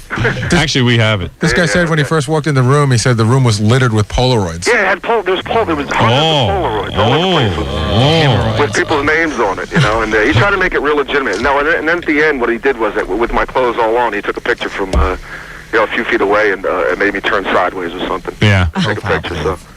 Wow. So and they finally just called me and took a statement from me about 2 weeks ago. And they said we're doing an internal investigation. And you probably said, "Oh, sure," with my pants off. Not again. Not another internal. So who called you? Like the Arsenio show, or yeah, one of the people that does the internal affair. I don't know what they call it. internal affairs? It's like the police. They have their own internal affairs. We have to see the ass he was Yeah. So I don't know who admitted it. We'll need to have you reenact what you did for us. Right. I don't know who admitted it first. I mean, I didn't. I sure. You walked out of there. You weren't going to say anything. No, nobody did though. You saw everybody come down off out of the room, and they were all in shock. I mean, people's faces were just dumbfounded. Hey man, don't they understand what show business means? Yeah, when I left there, I was like, man, am I gay or something? I mean, what just happened? Am I gay? You just in a gay movie? No, I just didn't know what happened. I never had a guy touch my butt before. I mean, Did it feel good? No, not at all. Oh, come on, admit you liked it a little bit. You didn't bother to sue. You didn't bother to complain to anyone. Maybe you like it. But did you?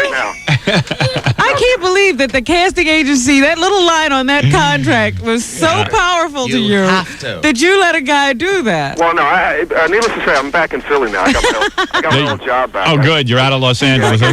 You're so much for acting. Yeah, I think you're a little too gullible for sure. After that, did you ever go like on another audition, or did you just say forget it? I just said that's it. Well, I have a lawsuit going against him now. Oh, do you? Yeah. So. Oh, cool. So we'll see what happens. Hey, you should get a few bucks. Yeah, why not, right?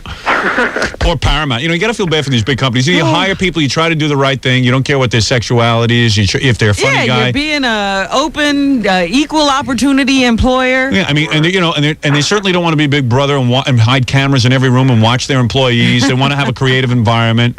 And then boom, this guy goes around filing some answers, and now they're responsible for what he did. I mean, I don't think Paramount is responsible for this. Well, yes, they are, because he used their facility. Yeah, great. great. He used their show and their name to do it. Yeah. I mean, he's Like any one of us could run a company any better. You know what I mean? It's just amazing. You're the one who says you can spot them. You're the one who says you can walk through the streets and you know who's going to be trouble. Oh yeah, you put me in charge. You'll see. Well, this guy looks like a clown. He's got a clown look to him. He's got the rosy cheeks, and his cheeks were getting so red. I didn't know if he got punched in the face already. His face was starting to redden up really bad. He was really red in the back. I mean, he shouldn't have been that embarrassed. I mean, he had touched at that point by 15 people's asses. So yeah, and like when he was measuring, he's like fondling and everything. Well, no, he didn't do that to me. So he just measured. Just measured, right. Yeah, but there were some people who claimed that, he had his hands everywhere. Well, then they must have liked that because he didn't get to third base with you or anything, did he? Now they're going to punish him and send him to jail. Yeah, right. I mean, like I said, it was the first time a guy ever touched my butt like that. I mean, I had a doctor do it once, but Well, how did he touch your butt? Well, I had to reach around. It sounds like you're having like some weird feelings about all this. Let me tell you, when I left there, I was really shaken up. I mean, Are you going to need some therapy? Well, I think I might have to. Yeah, I think that's the idea. Some memories. Yeah, you need therapy. Yeah, I think so too. Didn't your lawyer say you need therapy? Wait, that's what the lawyer said. I'm not going to fall for that skid again. All right. Hey, good for you. All right. Glad you're safe and sound. Okay. All right. There he is, a victim, and certainly his lawyer will be on top of that. All right. So long. That's funny. Yes, we're doing a butt blaster. A butt blaster sketch. Warning. Yeah. Oh, yes, and Arsenio, we taped one of these last week, but Arsenio didn't like it. Yeah, Arsenio felt the sketch went wrong, so therefore we need new buttocks. We didn't have the right butts. Yeah, we can't call those butts. I still don't get. I wish they would have explained the sketch a little more. The sketch was a takeoff on the Thigh Master, and I understand it that they were going to take the flat butt guys. Oh, and then before and after. They would be the befores, and then the gladiators would be after. Would be the after, the final result. That doesn't sound bad. I'll be in that. Gladiators, sign up. Let's see if Larry can measure me. No. Tricked again. Damn, this is my 5th audition for butt stuff. Damn, I don't land one of them. I'm a butt actor. Yeah. I could have played that role. I've heard of character actors. This is ridiculous. I got tricked again. I thought I'd never fall for it again. Well, anyway, it's time for my roast, isn't it? Yes, it is. All right. You say worse things about yourself than we can. I know. I love to smell my own duty. I do. What are we going to say? Love it. Love my stink. I could wallow in my stink. Find something, Jackie. All right, so who's going first? Jackie? Jackie, you want to go first? I don't care. All right. Go ahead and go up there and skewer me. It's time. Is there special music? Oh, See, this was weird because Gary came to me and he said, This was his idea, right? yeah, well, he said to me, all the guys are goofing on the fact that you're separated. I go, yeah. I go, so he goes, we want to do a roast. I said, well, go ahead. I don't care, but when was this goofing I never had a going on? discussion with him. Can I tell you something? I didn't want to be the guy who goes, no, you can't do that. Right. Because then it looks like I can't make fun of myself. This was not something we all put together. No, we brought it up in a meeting and said, wouldn't it be funny to roast you? And You brought it up. You brought it up 20 times. I brought it up in a meeting once, and you said that's a good idea. Book it. Well, yeah, because what am I going to say in front of everybody? No, you're not allowed to do that. This is all my idea. Dying for a roast. Yeah. Stop it. Why don't you just say it? It's not that big a deal to me. And where was all this goofing going on? I would not go. He's bringing it up every minute. Telling me he said He that goes, the guys around the office Yeah, he were says. goofing? He goes. Yeah, In fact, I think 2 months went by, Gary had a bunch of material or something. No, I didn't have any material. All right, In let's fact, see. Let me hear the Howard, roast. In fact, 2 months went by. I didn't even book the roast. Okay, And whatever. then it came up in a meeting. What happened to the roast? Aren't we doing that? I didn't say that. Now he's trying to cut worm out of it. Right. He's the one who started all this roast. I didn't. I brought it up as I'm an not idea. looking for a roast. We all have ideas on the show. Is that the only time Shut you up, brought Robin. it up? You get an idea. Let's bring it to the meeting, and then you can talk. I do. He brought it up to me. I come to you with ideas all the time that you introduce in the meeting. You're an idea person.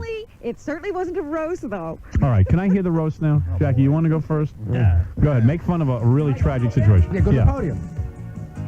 Let's see. Yeah, there's headphones there. You can wear Jack. headphones. Headphones All right. He's acting as if It's he never just wanted such a this to happen. prima He donna. even suggested it for the birthday show. Yeah, and Howard thought it was a great idea. All right. Let's go. Let me hear it. Come on, let's go. Let's see what you got, joke man. Okay, Bill. He's getting laughs already. All right. You want me to be quiet during it? I don't care. All right. I'm not Go going ahead. anyway, so. All right. Go ahead. Was it raining? Howard knew his marriage had gone cold the night his wife spread her legs and the oil burner went on. What? I don't even get that. It's all right. Everybody else does. They do? Do you get it? Late, yeah. It was. I had to think. About Explain it to me. It was so cold between her legs. It I see. triggered Okay, all right, go ahead. It's going to take a long time if you're going to stop. Sorry, go ahead. It seems the magic is back in your marriage. Your house disappeared. All right, that's funny. I said, Harrison. I said, Howard, why are you and Allison splitting up? And Howard said, well, would you want to spend the rest of your life with somebody who's bad in bed, whose body is a mess, and never stops whining? I don't want you bad-mouthing my wife. Bad-mouthing me. Hey, let him finish the joke. All right, go ahead. All right, go ahead. All right, go ahead. I know where he's going. All right, go ahead, go ahead. Sorry. It's touchy, man, okay? It's touchy. This was Baba Booey's idea. You know, I didn't want to do Go this. ahead. Start over. Why don't I do it like 3 times? All right, go ahead. Because I'm going to miss the joke now. You're going to miss the joke anyway. I like how it's my fault that the joke's not going over. Go ahead. You asked Howard and Allison what? Would you guys wake me up when... Maybe someone else should go. Come on, Jack, go for it. I said, Howard, why are you and Allison splitting up? He said, would you want to spend the rest of your life with somebody who's bad in bed, whose body is a mess, and who never stops whining and complaining? I said, no. He said, neither would she. All right. There you go. Relax. I love your wife. Good. It was my fault. Howard wanted to break up because he was sick of living in a 2-story house. The 2 stories where I have a headache and I'm too tired. I like that. I like that. Yeah, that's good. Married sex can get dull, but Howard got to the point where he didn't know if he was using his penis or a tranquilizer dart. That's good. And we understand that, on the whole, you needed a change.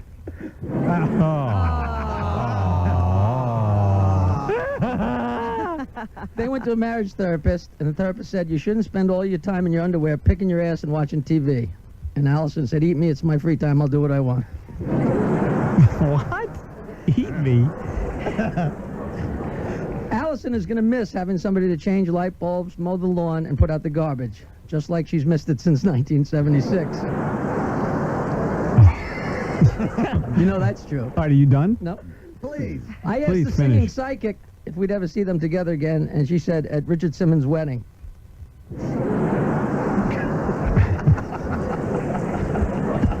Don't worry, Howard. I don't think Allison's going to have an affair with the personal trainer, because it would make the pool boy jealous. At least there's no dust on your balls. What? What? Angie Everhart, just think, in the 70s you were going to Sly Stallone's movies, and now you're swimming in the same pool, allegedly. What? That's absurd. These aren't jokes. These aren't jokes. These are just the angry ramblings of a madman, right? Angie's a big girl. I bet you have to bang it against one side to make the other side jealous. Oh. What? Why are you attacking Angie? Why she didn't do a thing? You? Oh, joke, man. You're supposed to be attacking Howard. Yeah. Allison isn't exactly sitting home. Yesterday, a Spanish-looking guy said to me, yo, Yaki Yoke man, tell Howard to tell he's... No, I bleeped that off. Jackie, I got to give you the hook. Jackie, I want you to have the hook, because seriously, Does he have a finishing Yes, I do. go to the I don't mouth? understand why you're attacking people that you should be attacking me. Right. You mean kind of like when you attack my wife instead of me? Right. Well, no, I'm not He married doesn't have anymore. a wife anymore, Yeah. so don't attack anybody but him. Attack me. What are we supposed to say? I don't know. I'll You- tell you when I get up what you're supposed to say. All right, let Gary go. You're gonna tell All right, me- you're done. Does he have Let Gary go. Let him wrap All up. right, you're done. You're done. You're done. What is he doing now? I don't know. Enough. He's holding an envelope up to his head. Half and half. Enough. Half and half. Half and half. Half and half. Half and half. Half and Half and half. Half and half. half. Half and half.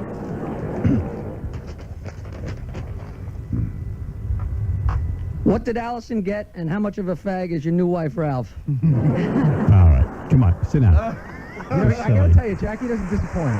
No, he doesn't. He bombs every time. It may not have been funny, but he doesn't disappoint. No. All right, sit down. Sit down. It's smart for you to go first. You know what it is? He always changes his delivery. That's not how he usually No. delivers jokes. He tried something new. He was low key this time. I saw what was going on. What was going on? Thank you, Jackie. You told the audience not to laugh. You made That was so funny. He set me up. Tell me, Henny, did he tell him not to laugh? You guys told me you were going to roast me. And that's what I'm going to do. All right. Thank you. I didn't preview his Right. joke. Okay, good. But, you know, are you ready? What? Yeah. I didn't preview. I thought we knew. You didn't preview my joke? Sorry. Sorry for me to even insinuate. You should have. Thank you.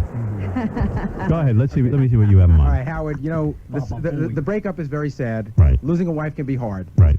In your case, it was almost impossible.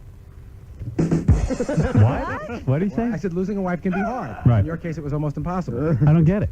You lost a wife. You tried to lose. Okay. I know you and Allison couldn't agree on everything. Did you shouldn't preview really. your jokes, you Gary? really shouldn't question her judgment. I mean, after all, look who she married. Right. Now I know the separation's been tough on the kids. I heard you bought your daughter a divorced Barbie.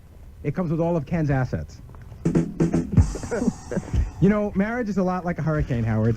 In the beginning, there's a lot of sucking and blowing, and in the end, your house is gone. All right. I don't want to do this anymore. No, really, Howard and Allison, you guys had an amicable split. You split the house 50-50.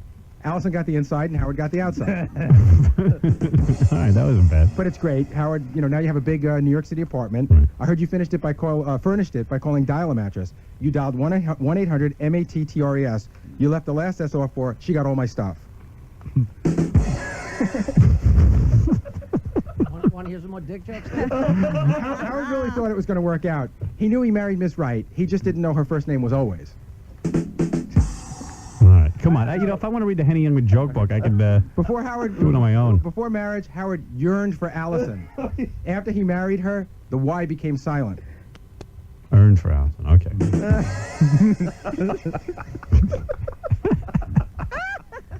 You know what's funnier? What? Listening to you guys cackle after these things die. At the wrong time.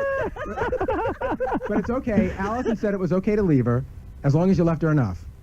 All right. Listen, I this didn't is going. preview Jackie's joke. This is going horribly My act wrong. is so much worse than yours, Jackie. Yes. All right, I'll just remember, Howard, you know why divorce is so expensive? Why? Because it's worth it. Oh, right. These men. Fred, you want to go before me? No, go ahead. You're up there. All right, Howard, listen, you're a real important man, so I'm not going to take up much of your time. I know you have a busy day sticking that beak of yours in the dirt looking for ants to eat. That's funny. That's the best line. That's the funny. He directs his jokes. But he at least is funny. Listen to me. Right. Separation from your wife is not the end of the world. Right. It just means that you'll lose half your fortune, and Allison will be boffing a guy with a smaller penis and bigger nose than you. Wow. Wow. First of No, all, I swear. Allison's not doing anything. Leave her out of This this. has nothing to do with There's reality. no basis in reality. It's I a know, rose. but I don't like it. All right, check it out. Check it out. All right. It's times like these. I don't mind you talk about my beak. I know. Yeah. It's times like these where you need your friends the most. Okay. Now take me for example. My penis already. You guys are not understanding my situation. You're not understanding the Now situation. I know. All right. Oh, you got better material? You don't All right, now understand. listen, I'm I just can't do this. No, Seriously. Howard, I'm going to say something nice now. All right? No, I don't mind. Attack me. Okay, I'm good. Let me say something nice about you, okay? Right. Howard, you're the most dedicated man I know. It took you 20 years to build your career and 25 to wreck your marriage. Good job, douchebag. All right. Thank you. You see that? That's fine. Okay. Not funny. Yeah, but at least it's, that's funny. at least it's on target. He couldn't satisfy his wife with 2 therapists and a vibrator. All right. I heard that Howard and Allison actually slept in separate rooms. Oh, come on. This is absurd. No. Apparently, Howard's ego took up the whole bed. Oh, okay. When he had to move out of his house, he had to leave behind the most important thing in his life. The only thing that mattered, the one thing that was always there for him. It's so sad that his full-length mirror wouldn't fit in the U-Haul. And I heard all those times... No, I won't do that one. But in all seriousness, I feel really horrible for you, boss. The only person I feel worse for is your television director, Scott Dupace. This guy has to buy 2 bus tickets and a subway token just to find your good side. That's good. Howard gives new meaning to the word feeble. He once lost a wrestling match to the drummer from Def Leppard. All right. He took martial arts for 8 years and can barely break wind. Okay. Thank you. Okay, all right, you know what? At least he's attacking you. Yeah, tag me. Yeah, you're lucky. You're lucky if you can even lift your ass off of Ralph's lips. Your legs are so weak. When you go to the gym and wear spandex, you gotta wear a belt. All right. And your chest is so scrawny, your nipples touch. Everything's about weightlifting. No, He's no, all over your your body. Howard, is I have a special Well, surprise. let someone else No, go. I have a special surprise. All right. What's that? I kind of knew this thing might go south, so I brought in a special guest roaster. All right. Okay, let me bring him in. Hold on. All right. At least he thought he'd need help. Here he comes. Who is it? Oh, it's Wood Yee. Wood Yee. Wood Yee is going to roast me? I don't believe it. Let's see. Let me see. He needs the handheld. Turn up. Stop crying about your wife. You sound like a pussy faggot. Now you're gonna get roasted.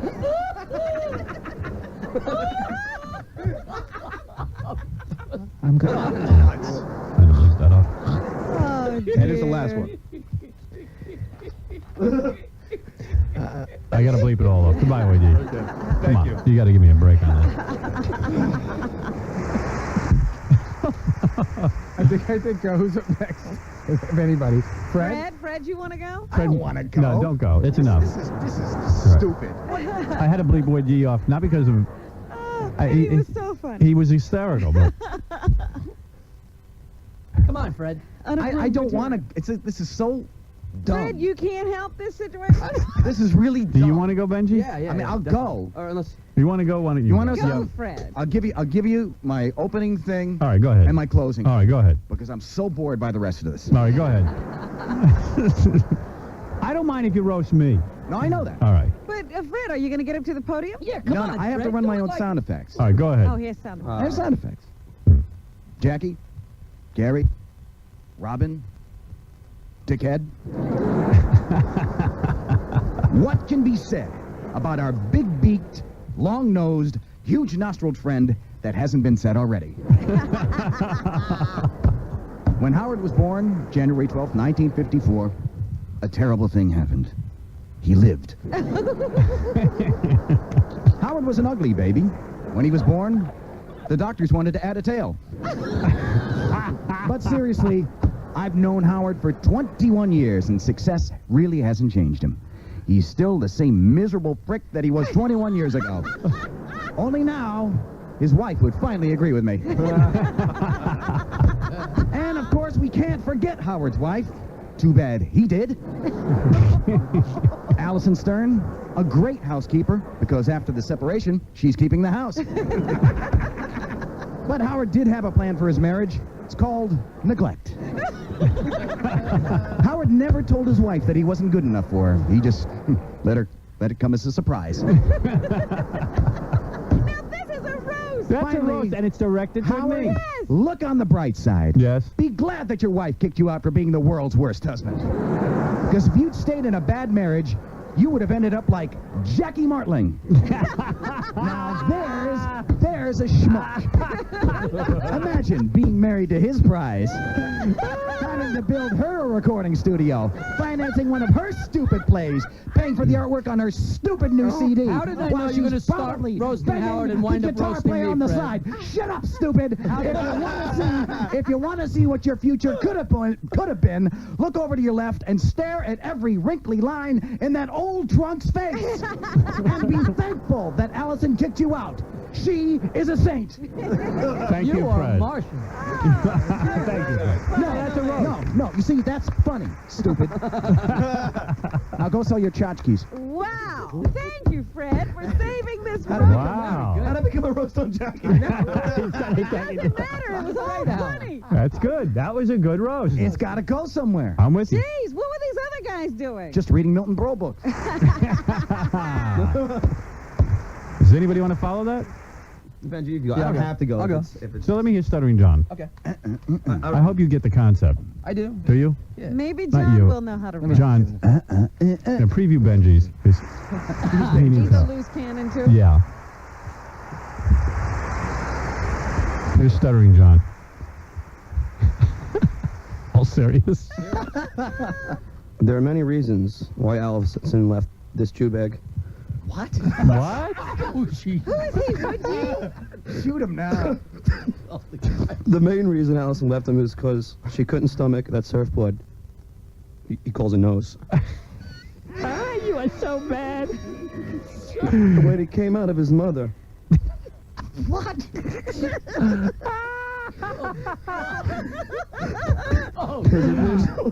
His initials, Howard Allen Stern, H-A-S, stands for has, as in has a big schnozola.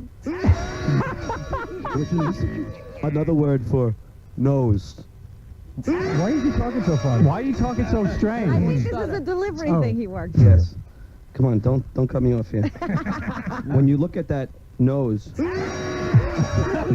you say God bless you even before he sneezes.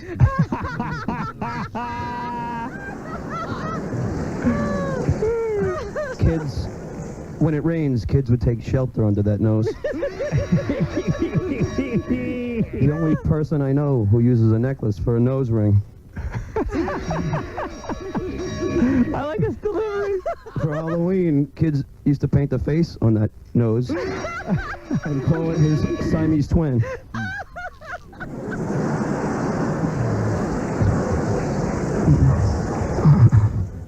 Looks like he's constipated. When Howard got a nose job, they built another person with the remains of that nose.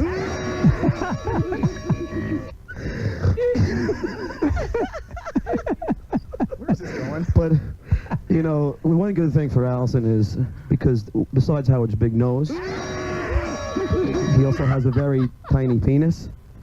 So Allison could finally lose her virginity. All right. You know what? It is a treat to be with an outrageous rascal who still maintains his humor. It's fun. Thanks a lot, Doctor. Thank you. I loved it. Me too. Bye now. No idea what I she think said. she's ready. You've done enough for her. I did enough. Now I should be able to bang her. Well, the old goat wouldn't talk about whether she does anal, but I'll tell you one thing, she certainly had a lot to say. Well, she says, you know, she's right about one thing, and I'm telling you, What is the one thing? look, I'm no expert. I'm no ladies' man, that's for sure. Don't turn to me for advice. But you recognize one thing as being true. But when you're with a girl, you gotta, when you're touching her, you gotta act like you're a chick. Oh my.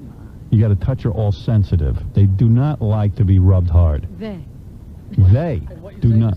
Whether you like it or not, you got to take your time. Yeah, and even though you just want to finish, half hour to 45 minutes, Mm. nobody's having orgasm. right? I can't imagine. But she makes a point. You should, spend some time, rubbing her a little before you do it. Could the woman help out a little bit? Yeah, And let her start rub me. before you? Right. And whether or not she takes rear delivery, I couldn't tell. But she sounds a little uptight to me. You think? Yeah. Well, she had never been with another woman, so. Yeah. So you think that? I think that rear thing. People of her generation. Yeah, that generation really didn't go for that. Except for Fred's mom. Right. Fred's mom was an exception to that rule. A special woman. She was a MILF. Threw off all the research. An anomaly. Boy, talking about MILFs, I saw a ton of MILFs down on my vacation. What is a MILF, please? Oh, honey, come on. I am not familiar. No. A mom I'd like to F. Oh. MILF. I never heard that. What are you talking about? Are you a guy, Jackie? Would you just make that? No, I'm on vacation, and this hot blonde walks by in this sexy little bikini, followed by two little children. Oh my goodness. Two blonde little kids. Which usually is a turnoff, right? Oh, please. And I'm going, God damn, if that ain't a MILF. First I'm thinking it's the nanny. And sure enough, it was a MILF. How did you find out? You had to know. Well, I asked around. I go, what's the deal over there? Is that the nanny? They go, no, she's the mother. The husband, I don't know where the husband was. He wasn't there the whole week. Oh, one of those. She was a total MILF. She's, a mom I'd like to F. vacationing without the husband. Yeah. Huh? Oh, what a MILF. Ah, she was, I go to this guy, what's with the MILF? He goes, oh, you noticed. He didn't need any. No, he's a man. He knew exactly what was going on. Of course he knew. Hey now. I go, what's the story on the MILF?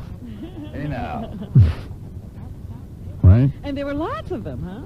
Yeah, quite a few. You see a lot of MILFs now. You see these women that they're taking care of themselves. What happened in the generation, like our parents? There were no MILFs, were No.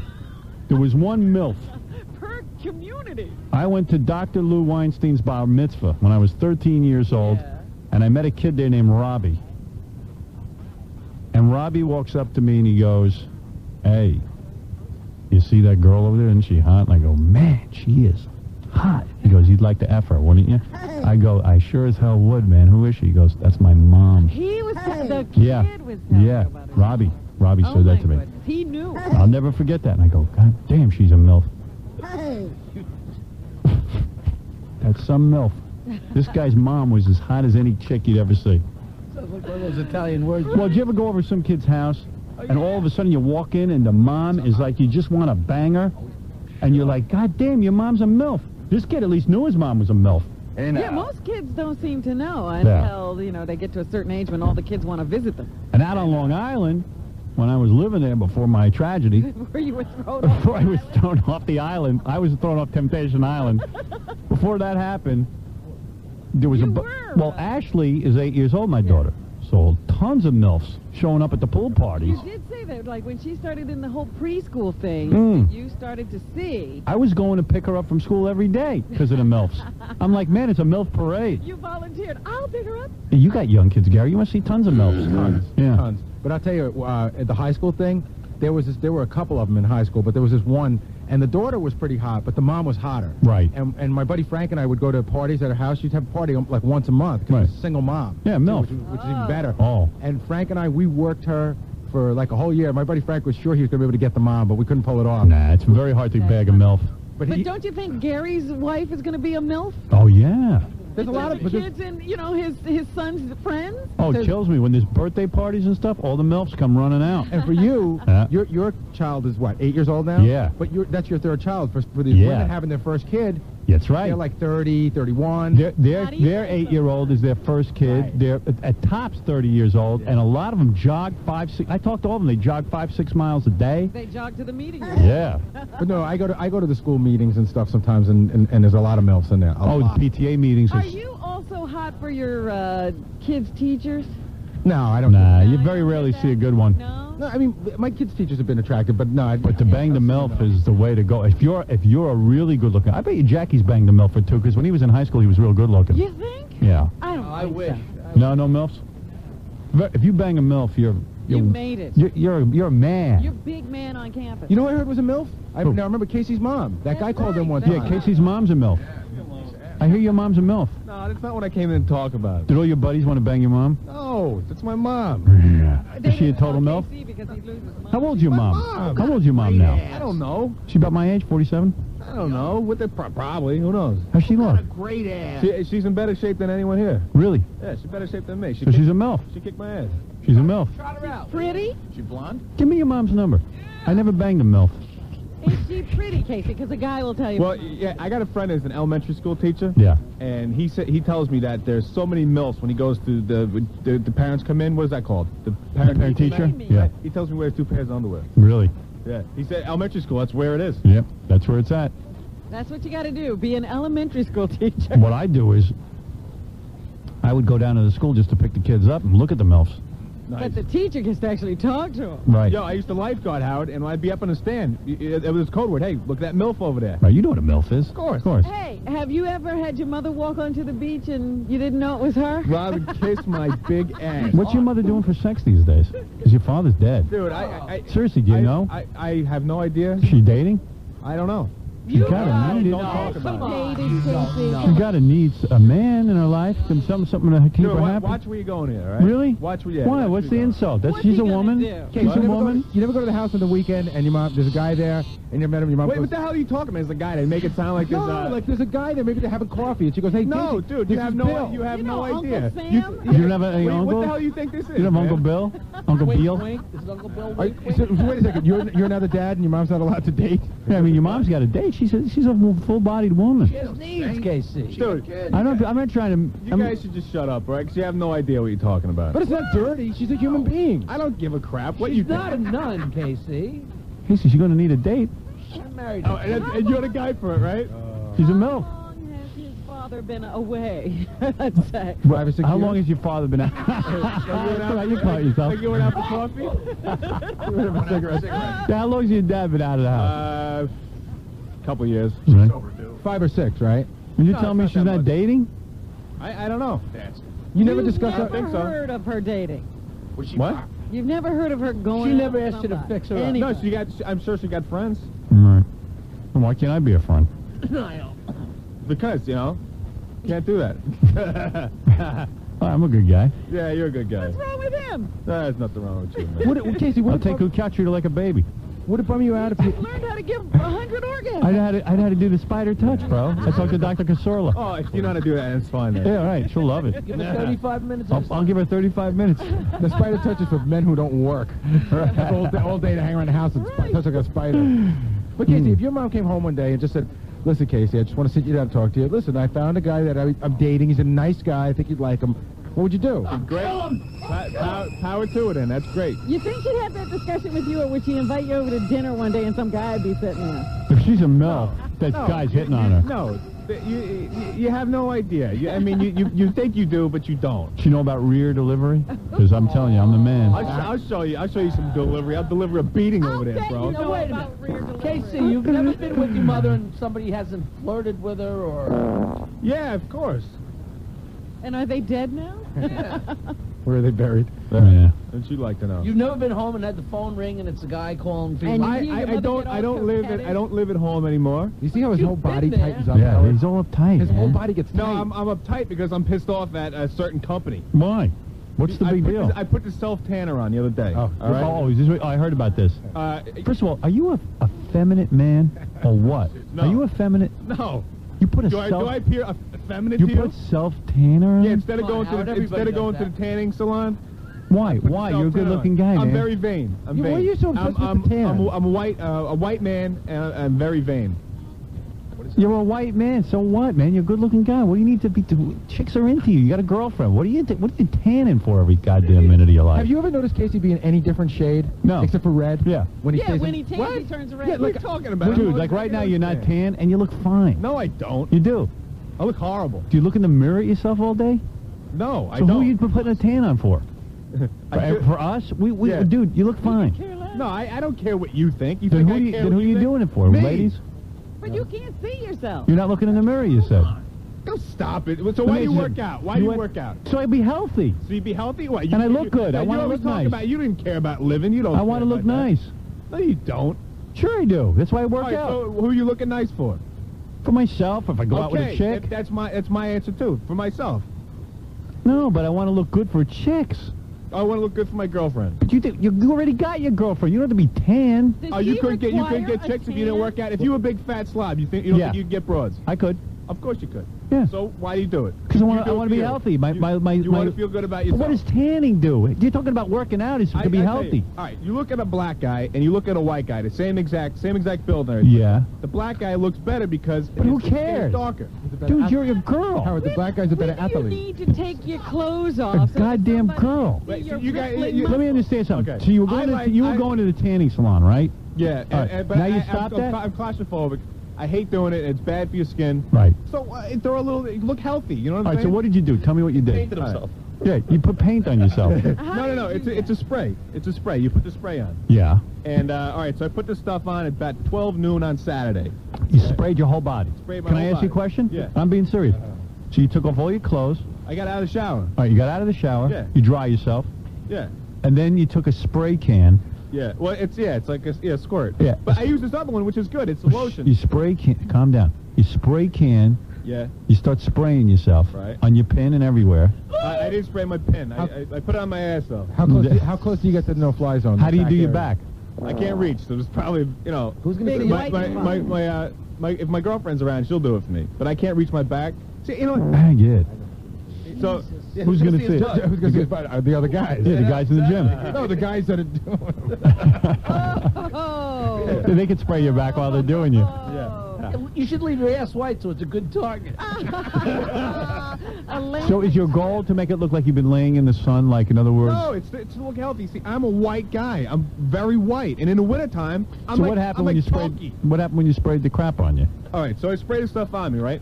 So 12 midnight, all of a sudden I'm itching. So I left the stuff on all day, right? I'm itching, and I look down and I break out in hives all over. Now you look great. No, it looks like poison ivy, and it itches like a bastard, right? Right. So I get through it. I go to the pharmacy at like 2 in the morning. I get some of this cortisone crap, and I rub it on there. Cordate or something? Yeah, something like that. So then the next day I wake up and it's all over my other half of the body. Oh. Okay, so listen to this. Because you're a homo. So now I'm thinking, you know what, maybe What kind of guy puts suntan, a fake tan? It's very gay. None of my friends. Neil Drake would never do that. Pat Menachia would take you. Pat Menachia, who is 100% man. What does he think of this? Oh, a tanning lotion? Yes. Pat Menachia, what is he, Italian? Yeah. So he's got like a nice olive skin. I don't. I'm half Mick, half Pat would Proud. never, ever put tanning. Yeah, because he's not white and pasty. Marco Battaglia. Another Italian. He would never do that. Larry Bird didn't do it. Wayne Gretzky didn't do it. Larry Bird's a basketball player. Oh, please. They're white guys. Man. They're the whitest white guys that ever walked the earth. Right. Yeah. You know what? You know how we watch Temptation Island and we goof on that one guy we think is wearing eyeliner? Yeah. That's That's you. That's in the no, it's in the same. Kaya. Eyeliner and tanning lotion are in the You're same. like Kaya on Temptation Island. No, it's not the same thing. The guy couldn't wear tighter shirts. I know. I know. And his he eyelashes. might as well tie them. Might as well wear a belly shirt. But not only is he wearing eyeliner, I think he's doing something to his eyelashes to make them longer. Yeah, I don't know what his deal is. And then he has to spike the hair every day on the island before he comes out of the Mousse and You gel. know what? If he tans himself, they're going to have to move him to the other end of the island. Dude, you're a man. You're manly, man. You got a muscular body. What are you doing with tanning? You do stuff for your parents all the time. It isn't exactly masculine. Come on. I would never put tanning. Don't you? You know, I look at Casey and I say to myself, if I could be him for a week, You'd I look could that do good. What the damage I could do. Right. And there would be no tanning going on. No, he's making himself miserable. I'm too white. There's no time to be tanning if I had that body. Look like me, and you wouldn't even bother with tanning products. Yeah. Yo, so listen to what happened, right? So now it's the next day, and I'm thinking like maybe I inhaled some of the stuff, and maybe it's on my lungs. So maybe so now I'm obsessing over this. So I go to the emergency room. Right? Oh my God! No. Because you know, maybe they can give me a shot of like the cortisone. The antidote to the poison? Yeah. So I get there. It's a skin rash. It's an irritation. No. So I get there, and I go in to see the doctor. And you told the doctor that you tan by putting Yeah, lotion? put a self-tanner on. Yeah. Oh, you're So right. Did the doctor when the doctor stopped laughing? What did he say? The doctor went like this. You'll never guess what happened. What? So I get there and I take my shirt off and say, look at all these rashes. It's disgusting, and they're gone. Right, of course, because you're insane. You're a nut. So- They probably never were there. So I go back to my apartment. A couple hours later, They have it boom, back. there it is again. So why do you think's going on? You're stressed God out. hates me. That's what You're happened. stressed out. No. Okay. So Let me ask you something. Do you think you need to be punished? Do I need to be punished? Yeah. Do For you what? think you need to be punished? Are you a bad person? Yes. Okay. What did you do that was so bad that you deserve this punishment? I put self-tanner on. Oh, And because you were vain and because you care about your appearance, you punished yourself. Yes. No, that's not true. Sure. What are you talking about? You don't go see a psychiatrist. I see a psychiatrist. Never had a rash. It's worse than you're saying. He never had a rash. What are you talking about? Never had a rash. That's my girlfriend. She saw Had a it. rash. So all right. So listen to this, Howard. So last night. Why don't you become fully gay? Seriously, put a dress on. Why don't you wear a dress and sandals why does and this put make me- toenail polish Why on does too? this make me gay? Because you're busy tanning with tanning lotion. That's for my appearance. God damn, I know. you're a I'm girl. I'm very vain. You're and a I admit girl. that. I Wear a admit dress. that. But why do you lift? Why do you even go to the weight room? Give up. Wear a dress. So you don't care how you look. Casey, is your mother proud of her daughter? So wait, now the best part of the story Yeah. is Howard last night. So yeah. this now. So what happened when you told the doctor that you think your lungs are infected from the tanning lotion? He He's doesn't- still looking for the lesions. He's like, you probably had an allergic reaction to it. It looks like it's getting better now, so why don't you just go home? So he said, I'll be right back with a prescription, right? He's going to give me like Benadryl or something like that. So I'm waiting there for like an hour, and I'm like, all right, so screw this. So I left. I snuck out, right? So I don't know if that's gonna be bad or anything. I left. Yeah. So You're anyway, gonna have you arrested. Yeah, go ahead. so They know he's a nut. last night You know everything. he's probably looking for some KY. He's gonna ask him to bend over. I got a live one. Yeah, he goes, yeah. Wait a second. I got me a brand new homo. Never been touched. So last night it's 9 We're gonna give you an injection. Last night it's 9 o'clock. Everything's been great the whole day. It's fine. I haven't seen it. All of a sudden, my ears start to itch. Yeah. Right? Sure. So I look in the mirror. It's all over my face now. Now it's all over my knees and my face. So now I'm freaking out. Wait a minute, you showered, right? Yeah, I showered right after. I washed all of it off. This is now. It's 2 days later. Can I tell you what this is about? I was going to say, Casey used this stuff. He may or may not have had a very And now he's having a nervous reaction. But now, right now, the rest of these reactions are all in your head. Right. This stuff's been gone for 4 days, and you're still getting that stuff on your skin. This is in your head. No, you're it's not. making yourself crazy. No, you can't make yourself Oh, have yes, you welts can. and no, you can't. Sure you can. I called poison control at like midnight last night. Oh my God! And they hope said they told you to drink they said some. it's not anything that you would rub on your body because it would have been out of your system already. So what did you eat? So what do you think it is? What do you think's going on with you? You're completely working yourself up. You convince yourself that you're ill when you're really You ever not. heard of? You know what hives are? It's a nervous reaction. No, but you should have seen it. So it was like poison. I know what it is. And it was itchy. Okay. Psychosomatic. You got. No, it's not. You got so many problems. You know, I know your problem. How could you have an allergic reaction to something you put on your skin on Saturday morning that you've showered 5 times to get off? Dr. It gets in your Ezekiel. body. Dr. Ezekiel, you're on the air. Yes, good morning, Howard. I'm a research scientist at one of the major pharmaceutical firms, and we're working on a product that can actually make your skin darker. It's a tablet, and we can get Casey on it if he's willing to come in and be on our research study. There you go, Case. You want to be in on that? No.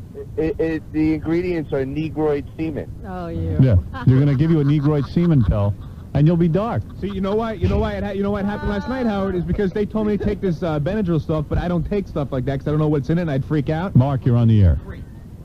He's proud of being nuts. You know that? Yeah, I know. Mark, you're on the air. Yeah. Yeah. Hey, Howard? Yeah. Hey, Howard. This guy is nuts.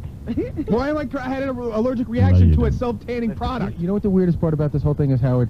That he's lived in this bizarro world for so long that he's convinced that his bizarro world is normal. I know. Howard, you know what? It's getting worse now because Casey is selling his car now to pay rent. Mm-hmm. No, if John. he didn't gamble the horses No. he'd have enough money. No. I don't make enough money. If I don't do an appearance for a month, I can't pay my bills, all right? I haven't been getting a lot of work, so that's what happened. That's why I got to do that. And the horse racing has nothing to do with it. If I don't try and make But you it got up money somewhere, for tanning cream. He told me that if he... I got that for free. Howard, he told me that in the months where he doesn't have an appearance, if he doesn't gamble, that he can't pay his rent. Because sometimes when he gambles, he wins, and if he loses, he's down anyway because he was down before. It's, at this point, just throwing dirt on the grave. Oh, that makes sense. Howard. Yeah. Yes, Mark. Yes. Listen, Casey, it's all in his head. He's thinking this stuff up. He's like Rob Conti. Okay. All right. All right, listen, I got to take a break. It's been a while. Hey, Howard, Yeah. when he starts explaining about his gambling, it makes they're taking the tan lotion is the most normal thing. Yeah, right. All right, we got to take a break. Possibly have an allergic reaction. You think it has Yes, to be I think all it's kind of mental thing? Yes. We're going to take a break, and we'll be back right after these words.